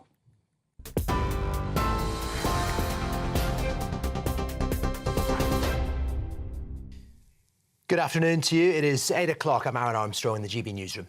The Mayor of Greater Manchester, Andy Burnham, says he is disappointed his bid to return as an MP was blocked by Labour's ruling body. He needed the approval of the NEC, the National Executive Committee, to stand in the upcoming Gorton and Denton by-election, but lost the vote by 8-1. The NEC says it was to avoid an unnecessary mayoral election, which would have had a substantial impact on the party campaign resources. Now, the Prime Minister was one of those who voted to block Mr Burnham from standing, but Steve Reid, Local Government Secretary, has denied it was over fears Mr Burnham would have launched a challenge to Sir Keir Starmer's leadership. The Governor of Minnesota, Tim Walz, has repeated calls for immigration enforcement officers to leave Minneapolis before, he says, they kill another American in the street. He was speaking a day after the 37-year-old Alex Pretty, a US citizen, was shot dead by Border Patrol officers in Minneapolis during anti-ICE protests. A warning the viewers may find the following pictures distressing. Mr Pretty was wrestled to the ground after trying to help a fellow protester. Multiple shots were fired shortly after. Now, state and federal officials have provided conflicting accounts of the moments leading up to his death. Yesterday, President Trump shared an image of a gun on social media, claiming it was recovered by immigration officials, and he accused Mr Walz and other Democrat officials of inciting an insurrection. Mr Walz has responded to those claims in the past hour. Call on all Americans to see the decency that this state is exhibiting and the horrific cruelty, unprofessional, absolute abomination that is passing for what these ICE agents are doing on our streets. What we've already seen, and you saw it this morning, before any investigation is done, you have the most powerful people in the federal government spinning stories and putting up pictures and unrelated people who we don't know anything about, and a picture of a firearm. Well, federal officials have said they'll investigate yesterday's shooting until they get to the truth. A new national police force, dubbed the British FBI, set to take over counter-terror, fraud and criminal gang investigations. The Home Secretary, Shabana Mahmood, says it's aimed at designing a new policing model for England and Wales rather than saving money. She hopes it will reduce the burden on local forces to give their time and resources to crimes like shoplifting and antisocial behaviour rather than dealing with national issues. The reforms set to be announced in Parliament tomorrow. Thousands of people have gathered in East Sussex to protest against migrants being moved into a former military barracks. Crowborough has seen weeks of demonstrations against the plans. The local authority, Wealdon District Council, is considering legal action. Residents are angry after the Home Office failed to follow through on a commitment to give residents 72 hours notice before moving asylum seekers in. One resident told us that people are more incensed than ever. Severe winter storms brought heavy snow and freezing temperatures to millions of Americans across the US. More than 850,000 people have been left without power in the south. At least 13,000 flights have been cancelled. President Trump has described the storms as historic and has approved federal emergency disaster funds for 12 southern states. The National Weather Service is warning of record sub-zero temperatures posing a risk to life. Those are your headlines. I'll be back with more at 9. Now it is over to Josh.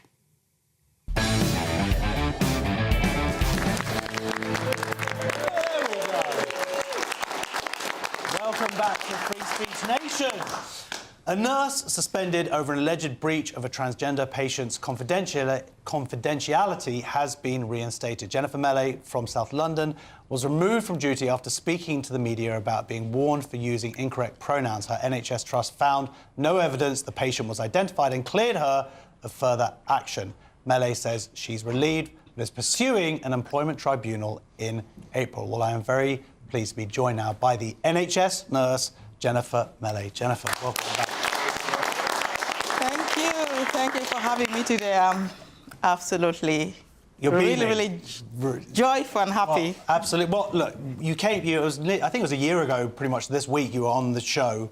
Yes. You told us what happened to you, and I'm quite cynical even in this world, but it was such a sort of horrific story. I got a bit emotional about it. If we for people who don't know, if we can just sort of fill them in with the sort of 30-second summation of this horrible incident. Yes, the incident occurred on the 22nd of May in 2024 when we had a prisoner who had come from prison with, under 2 prison guards with both hands in chains and foot in chains. So this patient wanted to self-discharge.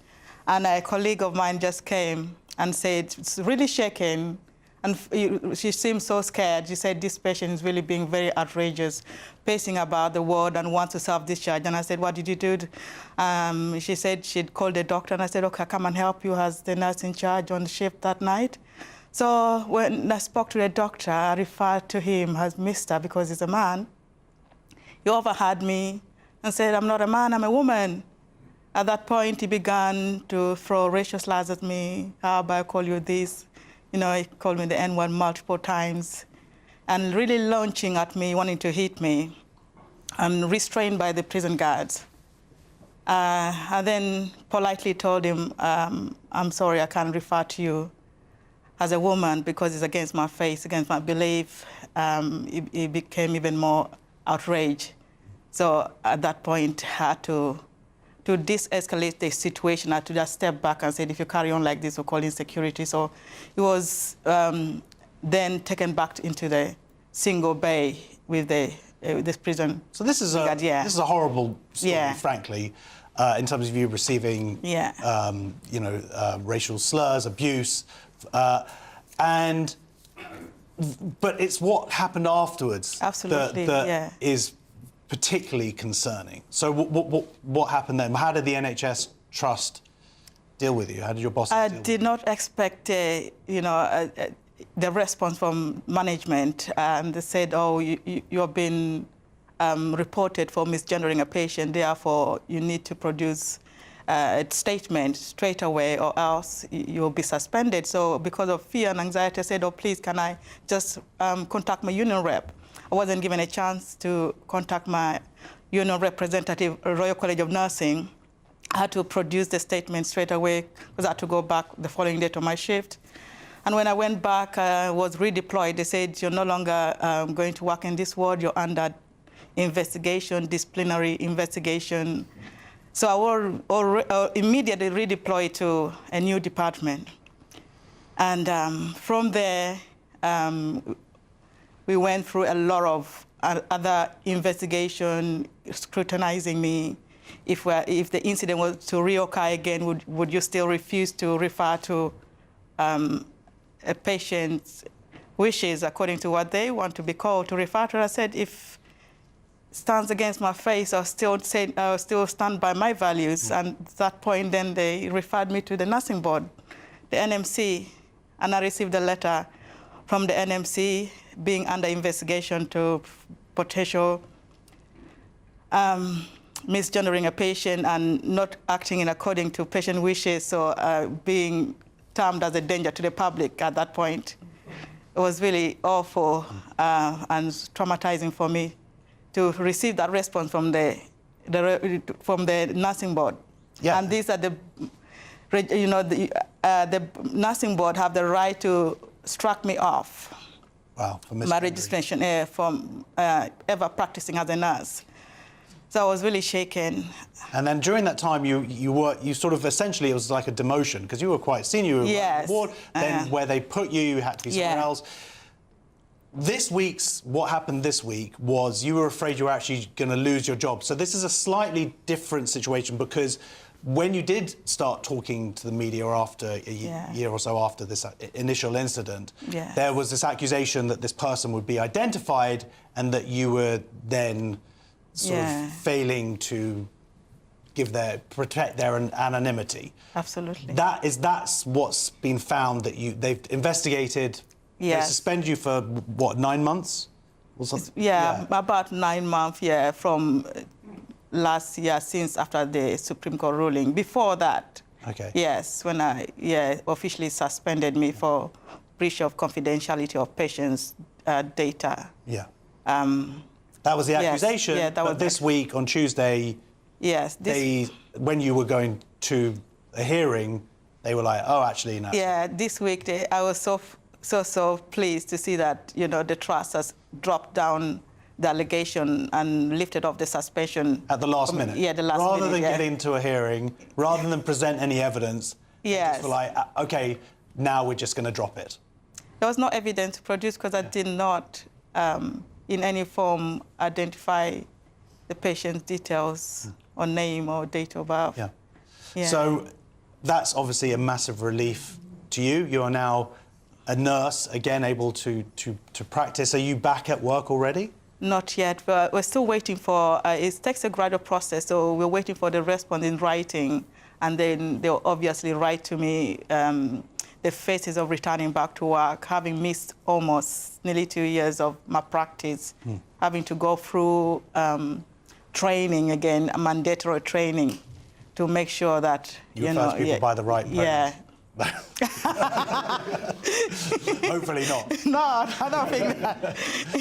So, we heard this initial story a year ago. It was shocking hearing it then. Then you got suspended. Now you are able to practice. Hopefully soon you'll get to be back in your job. I think that what's been shocking for so many people, though, is the response to your union. You were a member of a union, right? Yes, the Royal College of Nursing, yes. OK, so what happened when you did get hold of them and say, hey, I pay you these subs, can you please help me because this seems very unfair? I was, in a way, they tried they didn't want to get involved with this case at all. I was receiving emails, someone will get back to you, or they're on leave, immediately they write back to me, I'll receive another email, or somebody again is on leave, so I was fobbing you off. Yes, fobbing me off. At this point, I was really crying, and I said I didn't know what to do. So a colleague of mine said, "Why don't you just contact Christian Concerns?" And at that point, yes, when I contacted Christian Concerns, you're a very religious person, anyway. Yes, when I contacted Christian Concerns, they were very, very helpful. And they gave me a glimpse of hope, and I don't know what I would have done without this. Isn't that incredible? Because I think they also help the Darlington nurses? I don't know how religious any of them are particularly, but the point is that you should be able to, and the point of joining and being part of a union is that you are going to be protected and helped. Absolutely. At those crisis moments. Yet you had to turn to a religious organisation who are also helping other people, and it's got nothing to do with religion, but just because of free speech and what is right. I don't know if you saw this week, but there was another case of a male who was being accused, a male nurse had been accused of groping boys unnecessarily. And guess who he got help from? Christian Concerns? No. the Royal College, the Royal Nursing Union. So they were willing to, I bet, the point is they helped him, they defended him, he was struck off, but they didn't defend you. They didn't defend me, even despite having a meeting with them. We did not hear from them. No response. And so to be honest, I don't know why they're there as a body, and many complaints are being raised about the Royal College of Nursing of not supporting. The argument would go, of course, they might argue differently, but that they would be ideologically captured by this ideology, at least not willing to stand up for it and not stand up for its practitioners. Because the Darlington nurses who were on the show last week, they've started their own union. Yes. I believe you've joined them, and they supported me throughout this ordeal. You know, together with the House of Commons, Claire Catino, Kemi, but they... Look at you on first-name basis. Kemi, Kemi, when I had that statement that, common sense at last, with Carla Lockhart, she came to see me as well. She called me to Parliament to have a chat with me to see exactly what happened. But it's incredible, isn't it, that all of this started with you standing up for your rights. You have the right in law to not have to call someone by their preferred pronouns, and yet you were racially abused, and then you've had this 2 years of hell from that point. Absolutely, and also they did not apologise, the hospital, directly to me. When we went there with the union representative, we questioned that. About, an apology from the hospital. And, well, they gave us some lame excuses. Well, what's happening now, then? So you're going to take to court, is that right? Yes, at the tribunal in April. OK, for harassment? For harassment, discrimination, and I think causing all this, trauma that I had to face and endure. Because I was I was having panic attacks. My kids were very scared of me going out by myself. Sometimes I would just burst into tears out of nowhere because it was just so overwhelming. I felt really crushed. Absolutely. I mean, you're going to make me emotional again. Don't do it. Anyway, OK. Yes. It's just the unfairness of it. Anyway. Wow. They're going to show this in court. An Epsom and St Helier Hospital's NHS spokesperson said, following an investigation into a breach of patient confidentiality, we are pleased that a member of staff who was previously suspended on full pay is being reinstated to clinical duties. Racial abuse of our staff will never be tolerated, and we are sorry that she had this experience. Ladies and gentlemen, can we please have a massive round of applause? Next on Free Speech Nation, it is time for our audience questions. See you in a couple of minutes. Thank you,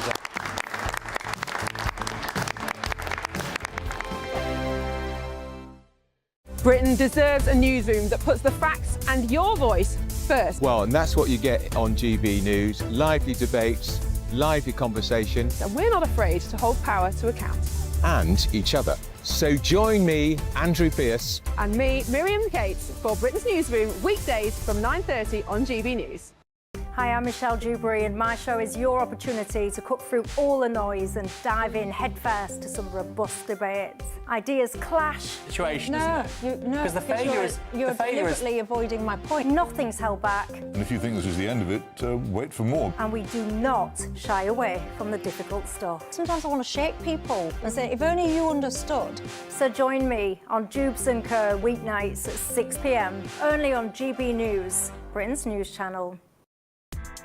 Join me, Nana Akweer, for an informative, interactive news programme with a difference. It's fun. No, he didn't say that, Dave. I'm so surprised. I think there's an element of truth to that. Join me from 3 p.m. every weekend, only on GB News, Britain's news channel. Westminster's full of talk, but out here, it's the real world. Am I allowed to talk now? No, that's it. This is where it matters, real people and real lives. That's what politics is all about. In fact, has Trump made a good start? No. Straight answers, no spin, and just a couple of pints. How many fingers have I got up? About 10. So join me for Lee Anderson's Real World every Friday at 7 p.m. only on GB News. The People's Channel, Britain's news channel.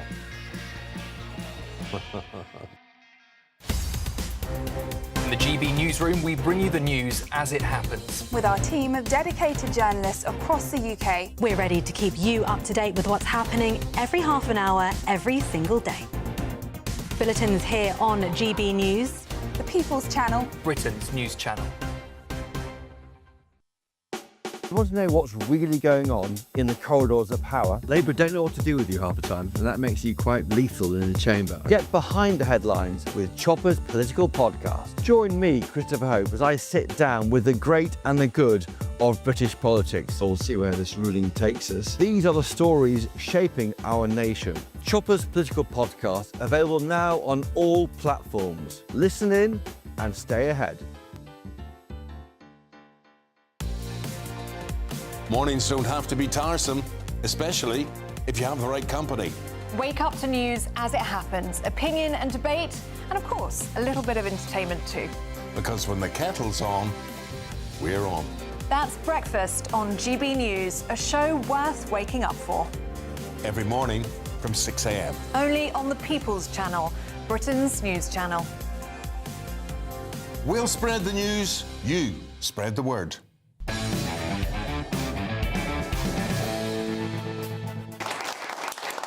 Welcome back to Free Speech Nation. We get some more questions now from our audience, and our first one's from Nicola.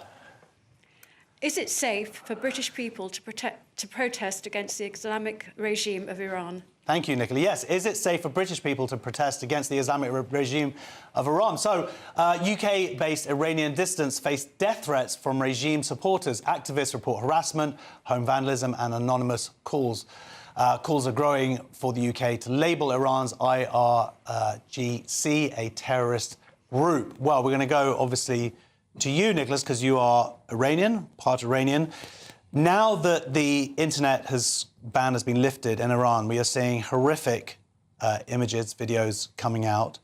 Also, the figures are, it seems like they were underestimated. They were saying it was a 5,000. It now looks like it could be tens of thousands, 20, 30, even 40,000. Incredible numbers coming out. And the videos themselves are just inhuman. Absolutely, and it's still going on, which is why they shut down the internet in the first place. And of course, this regime, who has now broken this unenviable record of the biggest massacre since the Second World War, arguably, in terms of the number of people killed in such a short span of time, there's no wonder its long arm, even in Europe, threatens Europeans, but primarily Iranians or people of Iranian origin. And I want to talk to the average British person, because sometimes I'm a naturalized Brit, but average British people, even on my YouTube channel, say, why should I care? You know, it's halfway across the world. And people have, understandably, sometimes fatigue. You know, we've had Afghanistan debacle, and then we have Ukraine and Gaza, and it just comes, you know, in quick succession, right? But even from a let's say, selfish point of view, when you look at the fact that Brits are being squeezed dry with taxes to finance the Ukrainian war machine, who is prolonging that war? Iran's support in terms of drone warfare for Russia. When we see millions of Syrian and not-so-Syrian refugees and fake refugees came into Europe, and with all the destabilizing problems that they created, who was prolonging that war? Iran was the major supporter of Assad regime. And finally, when we pay higher prices for everyday goods because pirates are disrupting navigation, maritime transit in the Red Sea, these Houthi pirates are supported by Iran. So never mind the humanitarian cause, which is noble, and we should actually go and help the Iranian people because they happen to be the most pro-Western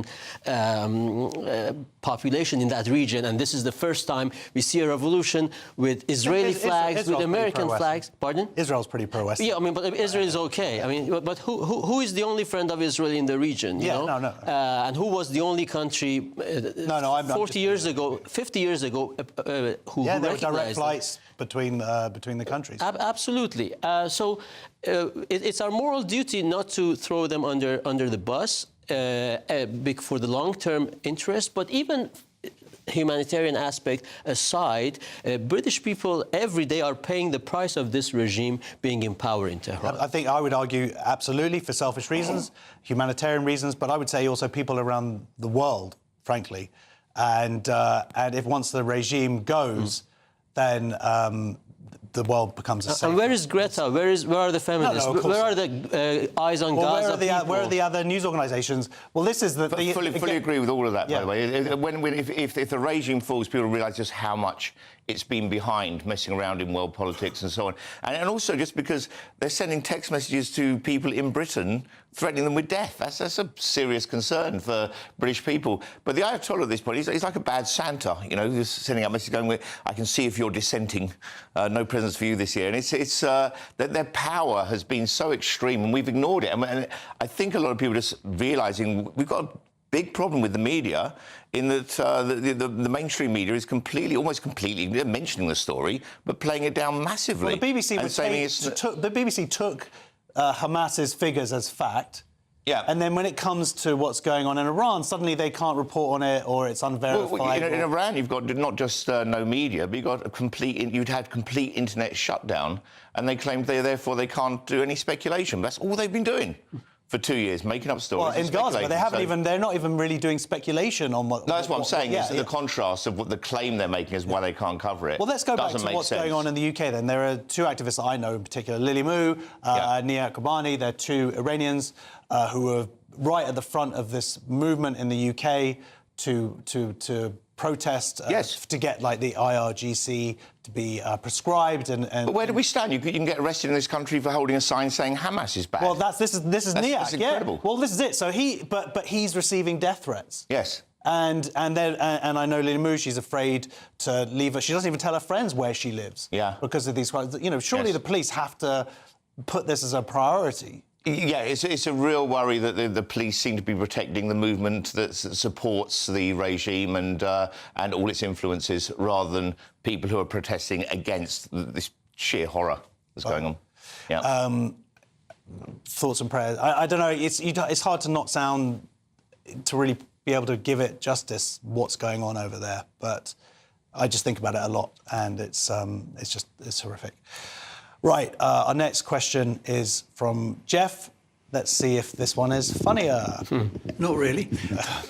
Why are no boy or girl babies being born in the NHS? This is kind of funny. Why are no boy or girl babies born in the NHS? So NHS midwives have criticised a new electronic form that omits a clear option to record a newborn's biological sex. The system instead...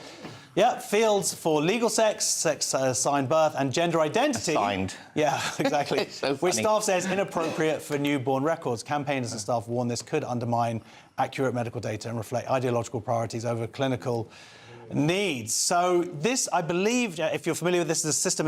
By the way, it's cost us, the British people, £450 million for a new software system.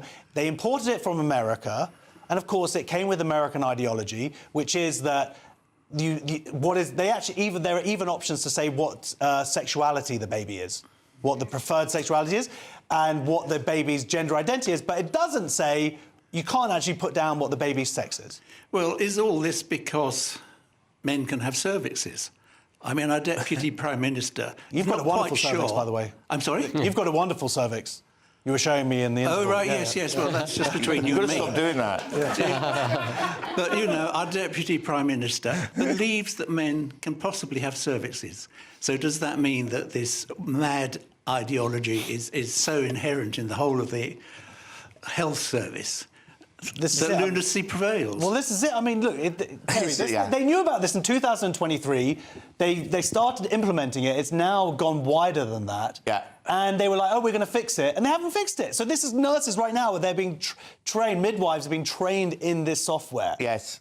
And also, part of the article was saying that how wrong it is, because they believe it's wrong to assign sex at birth. We don't assign sex at birth. We notice. We go, oh, look, it's obvious. That's all been decided in the womb, over months. It's not saying this some human being says, oh, I'm giving you pink, therefore now you're a girl.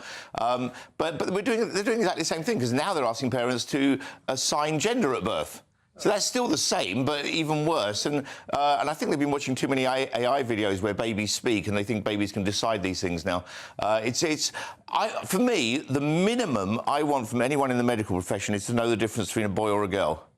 Is that asking? I think you should be fired if you can't get that. I would one say yes. You shouldn't even get into the politics, university. Yeah, yeah, totally. Yeah. So very strange age. Nicholas, and this is coming at a time where they're actually rejecting it in America. I believe in America now, they've now. It used to be, it came under Biden, that you had to announce people and follow along with whatever pronouns they're saying. Now they've actually got rid of that. But here, we bought their software, we bought their ideology. Yeah, the software is called Epic, which is an epic idiot thing, or idiocracy, can we call that? The point is, NHS did promise, because this is not the first time it happens, they did promise they were going to update it, but they haven't, and credit to the medical profession, sometimes these nurses, they are uneasy about it, but they don't dare raising it or flagging it up because they don't want to be... Well, we've just seen what happened. Look at what's the Jennifer story. So they don't want to be branded as bigots or lose their jobs and all that. So it's basically grooming gang debacle all over again. It's just, well, the whole reason I'm sitting here is because 5 years ago or so, I messaged Andrew Doyle. And I tried to get my daughter had to go to a doctor's appointment, and they asked for her gender identity. And I scrolled down, and I meant to send him a message saying, "Look, mate, this is mental." And he was like, "Do you want to come on the show?" Right. Speaking of Andrew Doyle, can we get a refund on the book "The End of the Woke"? Because every week, I love Andrew. He gives me a lot of gigs at Comedy Unleashed. But every week we are discussing woke madness. The end of woke. But I guess if you ask him to sign it, he'll put nearly. He meant the end of woke in Arizona. Yeah, exactly. Right. Our next question is from Jason. Should children read about pandas bonking? Whoa, my gosh. Should children read about pandas bonking? A German book on animal sex to animals fall in love shocked some Florida parents with its explicit illustrations. Middle school libraries face calls for its removal, citing it as inappropriate. The school board ultimately voted 6-2 to keep the book accessible to students. So this is one of those ridiculous things, and it's sad that it got to this point, because this sounds like a really interesting book. You turn out, I think it's pandas do it once a year, and... No, I'm totally for the banning of this book. This is basically 50 Shades of Savannah. This is animals, look at them, they walk around naked, they have sex with each other in public, they'll sniff each other's bits in front of children. They're disgusting, They basically... Animals have been getting away with this behaviour for millions of years. They're perverts, and it has to stop. They said, put some trousers on, nature. And so I think they're absolutely right. I think we need to talk about the birds and the bees without ever mentioning them. Well, I think the problem... I'd understand it more if the birds were, having sex with the bees. Then I'd go, all right, yeah, fair enough. But I'm surprised that book didn't come out over the last 5 years.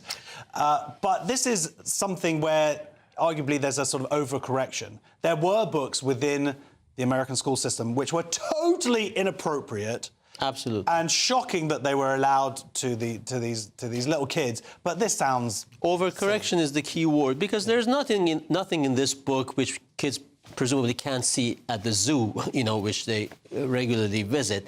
And this German writer, Katharina von der Gatten, her heart maybe is in the right place, but as you said, these educators, or those who decide about these books and, are overlords who want to get the kids and get them early, they have lost all credibility because of those explicit books, because of the leaked video chat between the high-ranking bosses of Disney who were saying, yeah, LGBT all the way, because of the brown Snow White, because of all these indoctrination efforts, people have got oversensitive. So in normal times, maybe this book wouldn't have had that much scandal. OK, well, I think it sounds really interesting. Next on Free Speech Nation, anti-gay bias is rising in the US, even among young adults and liberals. Could the UK follow? See you in 2 minutes.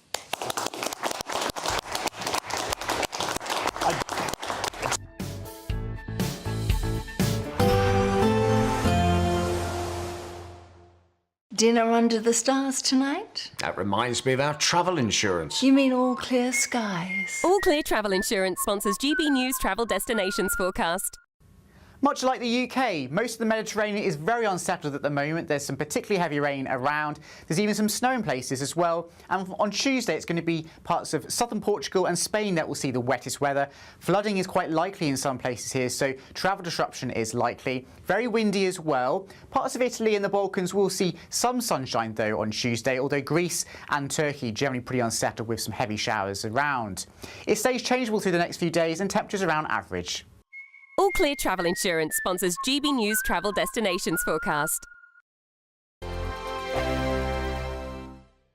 Good evening and welcome to your latest GB News weather update from the Met Office. Flooding could be a real concern for some places in the coming few days. There's further heavy rain on the way for all of us, and at times it will be rather windy as well. So areas of low pressure moving in from the Atlantic, and there's this deep area of low pressure moving in for Tuesday that's of more concern with some strong winds and further heavy rain for all. But back to this evening, and it is a little bit drier compared to what it has been, certainly across the south at least, but there's still going to be a fair number of outbreaks of rain and hill snow across parts of northeast Scotland, some wintry showers overnight across the Pennines too, and the odd spot or two of drizzle elsewhere. But for most, it's cloudy, dry and chilly and largely frost-free, although in any clear skies out towards the west we could see some patchy fog and frost. The best of the brightness first thing on Monday morning will most likely be across the northwest of Scotland. The Outer Hebrides, the Highlands here could see some sunshine, but elsewhere across Scotland it's still pretty windy and damp and cold. Outbreaks of rain and hill snow across the Grampians. Bits and pieces of rain pushing into western parts of Northern Ireland already, and some showery rain pushing into Cornwall and Pembrokeshire as well. Otherwise, many parts of England and Wales will get off with a largely dry start to the new working week, albeit cloudy and quite chilly. And whilst there'll be the odd glimmer of brightness through the day, most places will stay pretty overcast and cloudy. Here comes that rain in from the west as we go through the morning, so a wet picture by lunchtime for Northern Ireland, a rainfall warning coming into effect here with some heavy and persistent rain through the afternoon. Rain also creeping into Wales and the southwest, and turning windy here, albeit quite mild. Otherwise, it's going to be a chilly day compared to the weekend. Now for Tuesday, various weather warnings are in place, so do check our website and app for further details. Lots of heavy rainfall, many parts of the UK, low pressure spreading its way northwards, bumping into that colder air and bringing some particularly heavy and persistent rain across parts of Scotland, and hill snow with some strong to gale force winds, particularly around Irish Sea coasts, and temperatures around average for the time of year. From the school run to the home run, watch a new show for all of Britain. So he can say whatever he wants. A straight talking show where all voices are heard. And, you know, when are we going to stop talking about smashing the gangs and actually do it? With the stories that matter from every part of our country. There's a bit of a crash landing there for your Chancellor. Bold, fearless and standing up for you. That's me, Martin Daubney, 3 p.m. till 6 p.m, weekdays, here only on GB News. The People's Channel, Britain's news channel. Westminster's full of talk, but out here, it's the real world. Am I allowed to talk now? No, that's it. This is where it matters, real people and real lives. That's what politics is all about. In fact, has Trump made a good start? No. Straight answers, no spin, and just a couple of pints. How many fingers have I got up? About 10. So join me for Lee Anderson's Real World every Friday at 7 p.m, only on GB News. The People's Channel, Britain's news channel.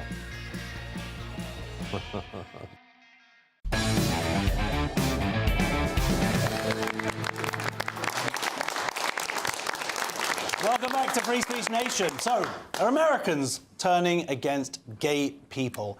Researchers at Northwestern University say anti-gay bias has risen by around 10% in just 4 years, with the sharpest increase among under 25s. And not just among Conservatives, but Liberals too. So what is driving it? And could it be happening here in the UK as well? Well, I'm now joined by the barrister and director of Gay Men's Network, Dennis Kavanagh. Dennis, welcome to the show. Thank you very much. I have my ideas about why this is happening. First of all, when you first saw this, did it surprise you? No, Not at all, not at all. If you look at the drop-off, there's something like a 7-8 point drop-off in support of gay marriage, homosexuality in general, as between men born in the 1990s and it drops off for men born after 2000. So, it doesn't take a genius, does it? Look at what the gay rights movement is doing around 2015. And you'll find, I think, a pretty compelling answer to why it is support might have dropped off, because coincidentally, of course, it's just at the time that the gay rights movement is embracing extreme gender ideology. It's putting male rapists into female jails. We've got the Premier or the First Minister in Scotland is trying to do that now via a Human Rights Act application. It's supporting chemical castration of gay youth, autistic youth at gender clinics. It's destroying women's sports. Of course there's a backlash. We've been warning about this backlash since the start of the gender wars. We've been saying since day one, these are deeply unpopular positions. It's one of the few civil rights movements that the more the public know about it, the less they like it. And surprise, surprise, why wouldn't they dislike those sorts of extreme policies that seek to tear down the sort of fabric of reality and the biological sex basis of our legal system? Of course it's unpopular. So this is the combination, because around 2015, that's when the T was added, but Stonewall added the T and the rest of it to the LGB. So it's from around then, because it's just weird, because I grew up in a time where it was that kind of Martin Luther King type. Sexuality just wasn't a big deal. Yeah. We had same-sex marriage, and it was like, oh, you're gay, yeah, whatever. And then suddenly the TQIA plus gets added to it, and then society changes and shifts. Yeah, and we should remember in 2015, Ruth Hunt added the T, as it were. She was the CEO of Stonewall at the time. She'd promised everyone she wasn't going to do that. There's several lesbians in public life, Julie Bindel and your Palmer. They'll tell you there was a promise from Stonewall, we will not do this, it is too risky. But they went ahead and did it. They didn't care what we all thought. And next thing you know, Ruth Hunt is sat in a room full of concerned parents telling them that 50% of kids who don't get puberty blockers commit suicide. She said that. Can you imagine saying that to a parent? So, yeah, Stonewall went full on. It ran out of its mission. It achieved its goals, is the conclusion a lot of people come to. It needed a new mission. It went hell for leather on this. And when decent people said, hang on a minute, let's have a moment to look at this and see what this is doing to us as a movement. Very famously, there was a letter. The signatories were Kate Harris, Bev Jackson of the LGBT Alliance. James Dreyfus, the actor, was also a signatory. Very constructive letter, just saying, can we sit down and have a talk? And what did Stonewall do? It screamed at them that they were bigots. It cancelled them. The impact on James's career has been pretty awful. Bev and Kate went off and founded the LGBT Alliance in response. And look, when you ask yourself why is support for all things gay dipping, like if a political party is dipping in the polls, right, the best thing it can do is ask itself, why are we tanking? And it seems to me there's a pretty obvious answer, which is if you go around screaming bigot at everyone who will not accept, for example, putting a male rapist in a female jail is a good thing, surprise, surprise, if people say, actually, I'm not on board with that. Well, there's an opinion piece in the New York Times, which argues that it isn't the connection necessarily to trans, and it says that because gay rights became so accepted and they became part of the establishment, the argument is that now as people become anti-establishment, they become anti-gay as well. That's what this argument. It didn't really provide any proof for it, but it did feel like it was trying to say, no, it's definitely got nothing to do with that. It must be something to do with this. But it is a concern, right? Because we don't want to see more homophobia. I thought we'd got to a good place in our society, and now it's coming back. That there hasn't been necessarily any evidence of it happening in the UK yet. But do you think it is a yet? No, I think, although, look, no one likes to see this trend. I don't want to see these figures, but at the same time, I do understand where these figures have come from. But I would make these points. One, the survey we're talking about here is American, right? And the sort of intense cultural wars type issues in America are slightly more pointed than they are here. The survey we're talking about also did a survey on, like, abortion and stuff like that. So those are... Although it did say that it was pointed, it was liberals and conservatives. That's right. Where the increase in that. Yeah, but look, we're still talking a drop. Like, the big drop that everyone's all concerned about and screaming and shouting about is a drop from 77% in support of gay marriage to 71%. So look, it's not like it's on a knife edge, right? And if you compare it to the British Attitudes Survey over here, which was pretty remarkable the last time it came in, all the YouGov polling, you see something completely different. Actually, there's been no shift in support for gay marriage at all. But if you look at all the stuff about should we give puberty blockers to children, should we let men into female spaces, that has nosedived. So I would say the situation in the United Kingdom, we've got to be careful sometimes that, you know, these big American stories consume a lot of attention and we can be very informed by American debate. I think what's happening there is slightly different. In addition to which, you've got to remember the basis for gay marriage there is a Supreme Court decision. It's not a statutory decision. I mean, here, as you know, in the United Kingdom, we didn't have a referendum. We had pretty much cross-party support in the United Kingdom. There's no serious drive in the United Kingdom to roll back gay marriage or anything of that nature. So, look, I'm not complacent about it. I don't like these figures, but at the same time, I don't think it's a massive drama. OK, well, thank you. Well, yeah, OK, then I don't know why we did that segment. Well, it's just, you know, James Dreyfus was who's a friend of the show. Yeah. It's just, I think, seeing what his reaction online, and it does feel like there's this concern that as people are challenging the gender ideology, that unfortunately LGB are going to be dragged along with it, and I think it's about, you know, making sure that this doesn't happen. Yeah, absolutely. Anyway, all right, well, thank you very much for joining us, Dennis Kavanagh. Big round of applause. Next on Free Speech Nation, 370 academics accuse Bridget Phillipson of stalling on university free speech protections despite promising action a year ago. See you in a couple of minutes.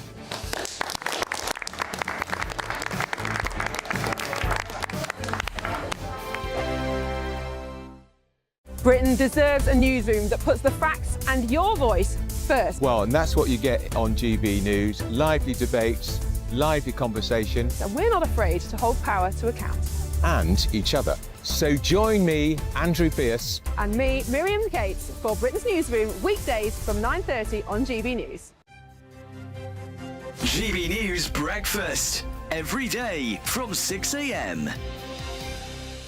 Smith right now, Jordan, look at that smile. I bet that hasn't come off your face since yesterday. Many congratulations. No, thank you for having me, guys. Yeah, I've been smiling the whole time for the last 24 hours. It's just been obviously, I would imagine that winning the money is the greatest thing, but what was it like being out there? You're in Rod Laver, the main court there in Melbourne. You're playing the world's greatest players. What did it feel like? Yeah, it was a dream come true. Obviously, as a kid, being a tennis player, coming from Sydney in Australia, just dreaming of being in a Grand Slam or anything like that. Just never could imagine that this happened, and I never would have thought it would be a one-point slam. Like, it's just an amazing concept, amazing idea, and yeah, it's just I just got to pinch myself, and it hasn't really sunk in yet. Now, here's Sinner. There's the Yannick Sinner game. Now, how did this begin? So, did you actually win the rock, paper, scissors to have him serve first? Yeah, that was my tactic. Yeah, I decided. Yeah, I did win the rock, paper, scissors, and yeah, I was just noticing that a lot of the top pros were quite nervous because they get one serve. Yeah. So they were sort of panicking, and they always chose to receive. And they sort of mentioned just sort of little words about just sort of not wanting to double fault. And I guess everyone might have thought that a pro would take it out. But yeah, I guess everyone has a chance. And it was amazing that, yeah, I just took it 1 point at a time. It was cliche, but I just enjoyed the moment. I sort of tried to look at my family and friends and sort of smile and wave. And yeah, as I said, I couldn't take the smile off my face. And I was in disbelief at the end. GB News, the People's Channel.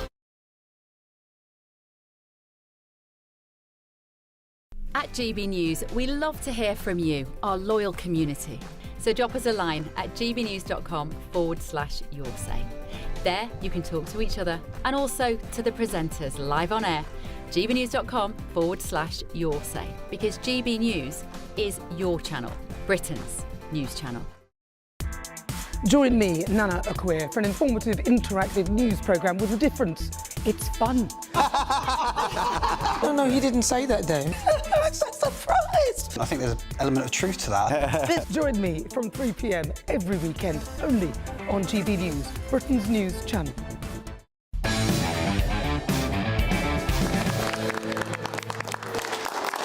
Welcome back to Free Speech Nation. Academics have accused Education Secretary Bridget Phillipson of dragging her heels on plans to protect free speech at universities. Earlier this week, in response to a parliamentary question from Gareth Bacon MP, Ms Phillipson said she will act and is considering options. She has been considering options for a year now.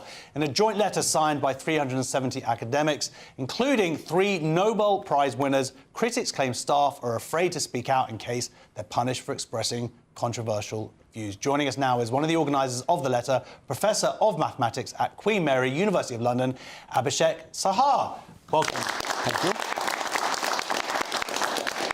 We were really excited when this higher education freedom of speech act went through, Bill. It was like, OK, finally, this solves a huge problem.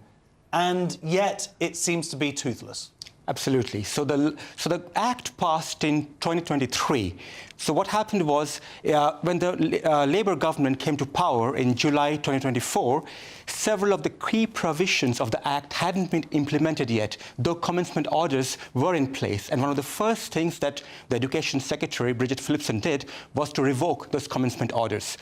And then there was a sustained fight back from academics and free speech organizations. So last January, she did a partial U-turn, saying that she would implement some of these clauses, including critically a clause that implements a free speech complaints scheme. So this is very vital, I think, because this is what gives the whole Act teeth.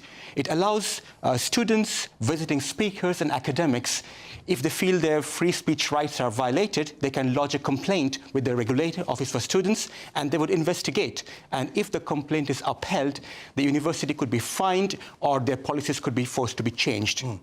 So what Bridget Phillipson said was that she would implement this scheme, but she wants to amend it slightly and is looking for a suitable legislative vehicle to attach this amendment to. So this was 12 months ago. So in the last 12 months, there have been no such vehicle in sight. Nothing has happened. And that's why we have sent this letter to her, asking her to immediately set out a timetable for when this amendment will happen, and meanwhile, to simply commence the complaint scheme as it is in the Act, and because that will give us a working road until she does all the amendments. Well, I wouldn't like to see Bridget Phillipson's desk, because I imagine it's piled pretty high now, because there's a lot of things that we're waiting to see actually implemented. But as you say, I guess the toothlessness of it at the moment, and we are still having incidents which would have been dealt with arguably if this part of the legislation was in place, where we saw a professor at Bristol University who has been suspended. Yes, so there was Professor David Gordon at the University of Bristol who was suspended for defending another academic, Alice Sullivan, from UCL, from accusations of transphobia. So he defended her in an email to the LGBTQ group of Bristol, and because of that, he was suspended. And there have been many such incidents. It's not just the trans, someone was critical of China. Yeah, there have been Laura Murphy at Sheffield, her research was forced to be paused because she was critical of China. In the University of Leeds, there has been a decolonization agenda that academics have to do, which is violation of academic freedom. And really what I want to emphasize is it's not one side or the other. Free speech protects us all, and we are seeing incidents on every side of the issue, left, right, pro-Palestine, everything. So I think this is a vital scheme, and Bridget Phillipson really needs to get her act together and do something about it. Well, absolutely. So have you had any response? No, not yet, no. We have sent her the letter. So 12 months ago, she did this partial U-turn after we had after we had met ministers, we had met officials from the Department of Education. I believe the Free Speech Union. The Free Speech Union had judicial review, yes. Exactly. So after a lot of pressure, they did this, but now they have done nothing since then. So but what I want to say is that without free speech and academic freedom, we don't have a university. It's really important. So we are going to keep fighting about this until the government does something. And do you find you're getting support all across academia? I mean, 370 sounds like a lot of people, but there's a lot more academics than that. Yes, so unfortunately there are academics who disdain free speech. They don't care about academic freedom because they want their groupthink, their dogma, their conformity to win. But there are a lot of academics, obviously, who really care about academic freedom because that's what we need for the pursuit of knowledge. That's what the university is for. So we are getting a support from many people, and we have had these signatures from across the political spectrum. So, and really, I think with the changing political situations in the world, people can see that whether it's left or right, everyone's free speech can be threatened. So, yeah. You think? Yeah, well, hopefully. No, of course. Now, some people are seeing that. Whether, of course, these other people are going to join with you or whether Bridget Phillipson understands this. But the whole point of the Act is that it has to be actually acted upon, and we're not actually getting that. So you're slightly optimistic that if this does come through, this legislation, it will make the difference? Yeah, I think so. I think this is a vital piece of legislation, and the last government already appointed Professor Arif Ahmed, who was a former professor at Cambridge, philosophy professor, who has been doing a fantastic job, who has this very robust guidance, and he would be overseeing this scheme. Absolutely. Well, brilliant. Well, thank you very much. Thank you also for joining us at home for Free Speech Nation. Thank you to my panel. Thank you to all my brilliant guests, and of course to our wonderful audience. If you want to join us in the studio, be part of our audience, you can go to gbnews.com/tickets. Stay tuned for the brilliant Alex Armstrong tonight. That is next. Thank you very much for watching Free Speech Nation, and we're going to find out what's on Alex's show in a second. Thank you. Thank you very much, Josh. We've got a massive show coming up for you on Alex Armstrong tonight. The Fabian Society. I promised you we would dig into it. It is coming up very, very, very shortly on my show. Don't miss it. I've also been down to Crowborough today, interviewing real British people about what's going on with that military base in their sleepy little town. They are furious.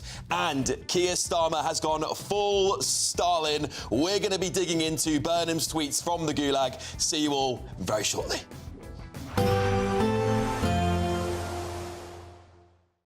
Today, clouds overhead, total zen within.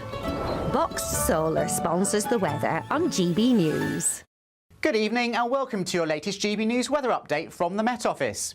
Flooding could be a real concern for some places in the coming few days. There's further heavy rain on the way for all of us, and at times it will be rather windy as well. So areas of low pressure moving in from the Atlantic, and there's this deep area of low pressure moving in for Tuesday that's of more concern, with some strong winds and further heavy rain for all. But back to this evening, and it is a little bit drier compared to what it has been, certainly across the south at least, but there's still going to be a fair number of outbreaks of rain and hill snow across parts of northeast Scotland, some wintry showers overnight across the Pennines too, and the odd spot or two of drizzle elsewhere. But for most, it's cloudy, dry and chilly, and largely frost-free, although in any clear skies out towards the west we could see some patchy fog and frost. The best of the brightness first thing on Monday morning will most likely be across the northwest of Scotland. The Outer Hebrides, the Highlands here could see some sunshine, but elsewhere across Scotland it's still pretty windy and damp and cold. Outbreaks of rain and hill snow across the Grampians. Bits and pieces of rain pushing into western parts of Northern Ireland already, and some showery rain pushing into Cornwall and Pembrokeshire as well. Otherwise, many parts of England and Wales will get off with a largely dry start to the new working week, albeit cloudy and quite chilly. And whilst there'll be the odd glimmer of brightness through the day, most places will stay pretty overcast and cloudy. Here comes that rain in from the west as we go through the morning, so a wet picture by lunchtime for Northern Ireland, a rainfall warning coming into effect here with some heavy and persistent rain through the afternoon. Rain also creeping into Wales and the southwest, and turning windy here, albeit quite mild. Otherwise, it's going to be a chilly day compared to the weekend. Now for Tuesday, various weather warnings are in place, so do check our website and app for further details. Lots of heavy rainfall in many parts of the UK, low pressure spreading its way northwards, bumping into that colder air and bringing some particularly heavy and persistent rain across parts of Scotland, and hill snow with some strong to gale force winds, particularly around Irish Sea coasts, and temperatures around average for the time of year. Today, clouds overhead, total zen within. Box Solar sponsors the weather on GB News. It's the final week to see how you can become our biggest cash prize winner to date, as there's a simply stunning £85,000 in tax-free cash to be won. Go on that dream holiday, buy that brand new car, or just relax in the knowledge that the rest of the year could be on us. But you have to hurry, as lines close on Friday the 30th of January. For another chance to win £85,000 cash, text cash to 63225. One entry costs £2.50 plus one standard network rate message. Or text bonus to 63225. 5 entries cost £5 plus one standard network rate message. Go to gbnews.com/win. Entries start at £2.50. Call 0903 686 3232. Calls cost £2.50 plus your network access charge. Or post your name and number to GB18 PO Box 8690 Derby DE1 9TT. UK only. Entrance must be 18 or over. Lines close at 4 p.m. on the 30th of January. Please check the closing time if listening or watching on demand. Good luck. From the school run to the home run, watch a new show for all of Britain. He can say whatever he wants. A straight-talking show where all voices are heard. And, you know, when are we going to stop talking about smashing the gangs and actually do it? With the stories that matter from every part of our country. There's a bit of a crash landing there for your Chancellor. Bold, fearless and standing up for you. That's me, Martin Daubney, 3 p.m. till 6 p.m. weekdays, here only on GB News. The People's Channel, Britain's news channel. Do you trust what you're being told? Good, because neither do I. Those are just facts. I'm Alex Armstrong, and on my show, we'll expose the spin. Well, I want to answer that, because you didn't let me last time, because you always speak over me. The broken promises. To deny that is denying the truth. And the hypocrisy. Needs to stop. You think we can allow? Politics, policy, parliament. Nothing is off limits. No sugarcoating, no fear of offence, just the truth laid bare. Tune in every Saturday and Sunday at 9 p.m. for Alex Armstrong Tonight, only on GB News, Britain's news channel. Hi, I'm Michelle Dewberry, and my show is your opportunity to cut through all the noise and dive in headfirst to some robust debates. Ideas clash. Situation, no, isn't it? No, because the failure is you're deliberately avoiding my point. Nothing's held back. And if you think this is the end of it, wait for more. And we do not shy away from the difficult stuff. Sometimes I want to shake people and say, if only you understood. So join me on Jubes & Co. weeknights at 6 p.m. only on GB News, Britain's news channel. At GB News, we love to hear from you, our loyal community. So drop us a line at gbnews.com/yoursay. There you can talk to each other and also to the presenters live on air. gbnews.com/yoursay, because GB News is your channel, Britain's news channel. We love Great Britain. We love its history, its culture and its tradition, and that's why we're so proud to be part of GB News. You look genuinely emotional. Oh, come here. GB News does pay attention to those who are ignored by the mainstream media. The majority of this country whose forefathers fought and died to maintain liberty, to fight for freedom of speech. The rule of law, the rights of property and democracy. This is the heritage that our country should be so proud of. Which of course includes our Christian heritage. There's been a huge resurgence in the number of people going to church. Perhaps they're not finding what they're looking for, and they're looking for something a bit deeper, a bit more truthful, a bit more akin to Britain's Christian heritage. That's right, get ready, because the most exciting night in general election history starts now!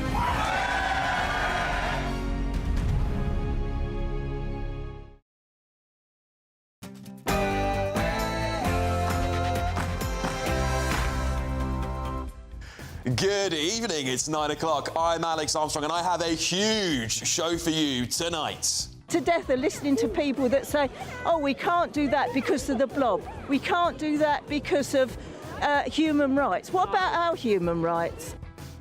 Wow, she is just phenomenal. More of those clips later on in the show, because the sleepy countryside town of Crowborough has erupted. Furious residents take to the streets in their thousands to protest illegal migrants booting out cadets on the military base nearby. I saw an approximately 18-year-old girl walking her dog, and I just looked at her and thought, you won't be able to do that anymore. And they are not happy with Home Secretary Shabana Mahmood.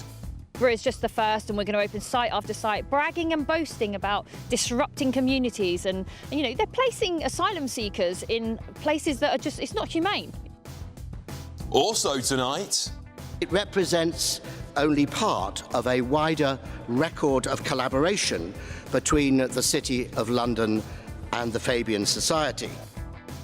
I promised you we'd talk about it, and we are. The Fabian Society, the not-so-secret society that I'd argue is now the most powerful and politically influential group in Britain. But how far does their influence go? I'll reveal all. And has ICE gone too far in America, or are civilians to blame for interfering with law enforcement? And should we have a similar-style force in Britain? That's as another civilian is killed by ICE officers in Minnesota, USA.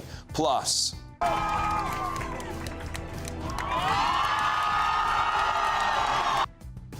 completely insane, this bloke. He's climbed one of the world's largest skyscrapers live on Netflix without any safety ropes.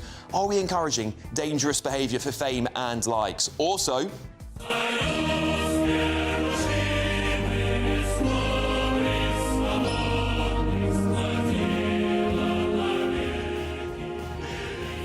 Comrade Keir has done it again. He's blocked Burnham from snatching the keys to number 10. But what is the true cost as Labour erupts into civil war?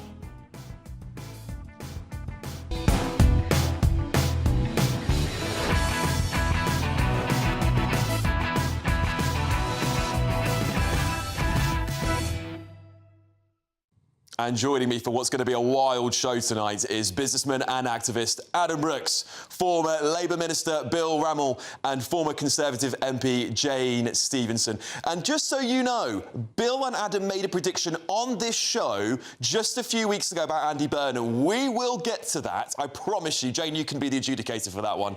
And what do you think's going on here? Well, there you can. I think you might have just seen what's going on here. It's pretty brutal stuff. Listen, we'll bring more of that to you. A huge 2 hours coming up. Your Sunday evening is just going to get started right here. But let's get your news with Aaron Armstrong first.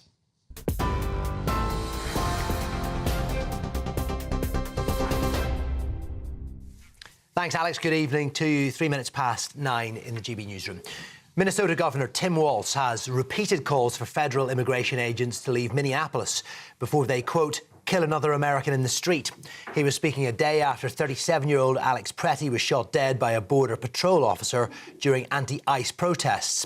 It's led to further demonstrations on the streets and calls for an investigation from all sides of the political divide.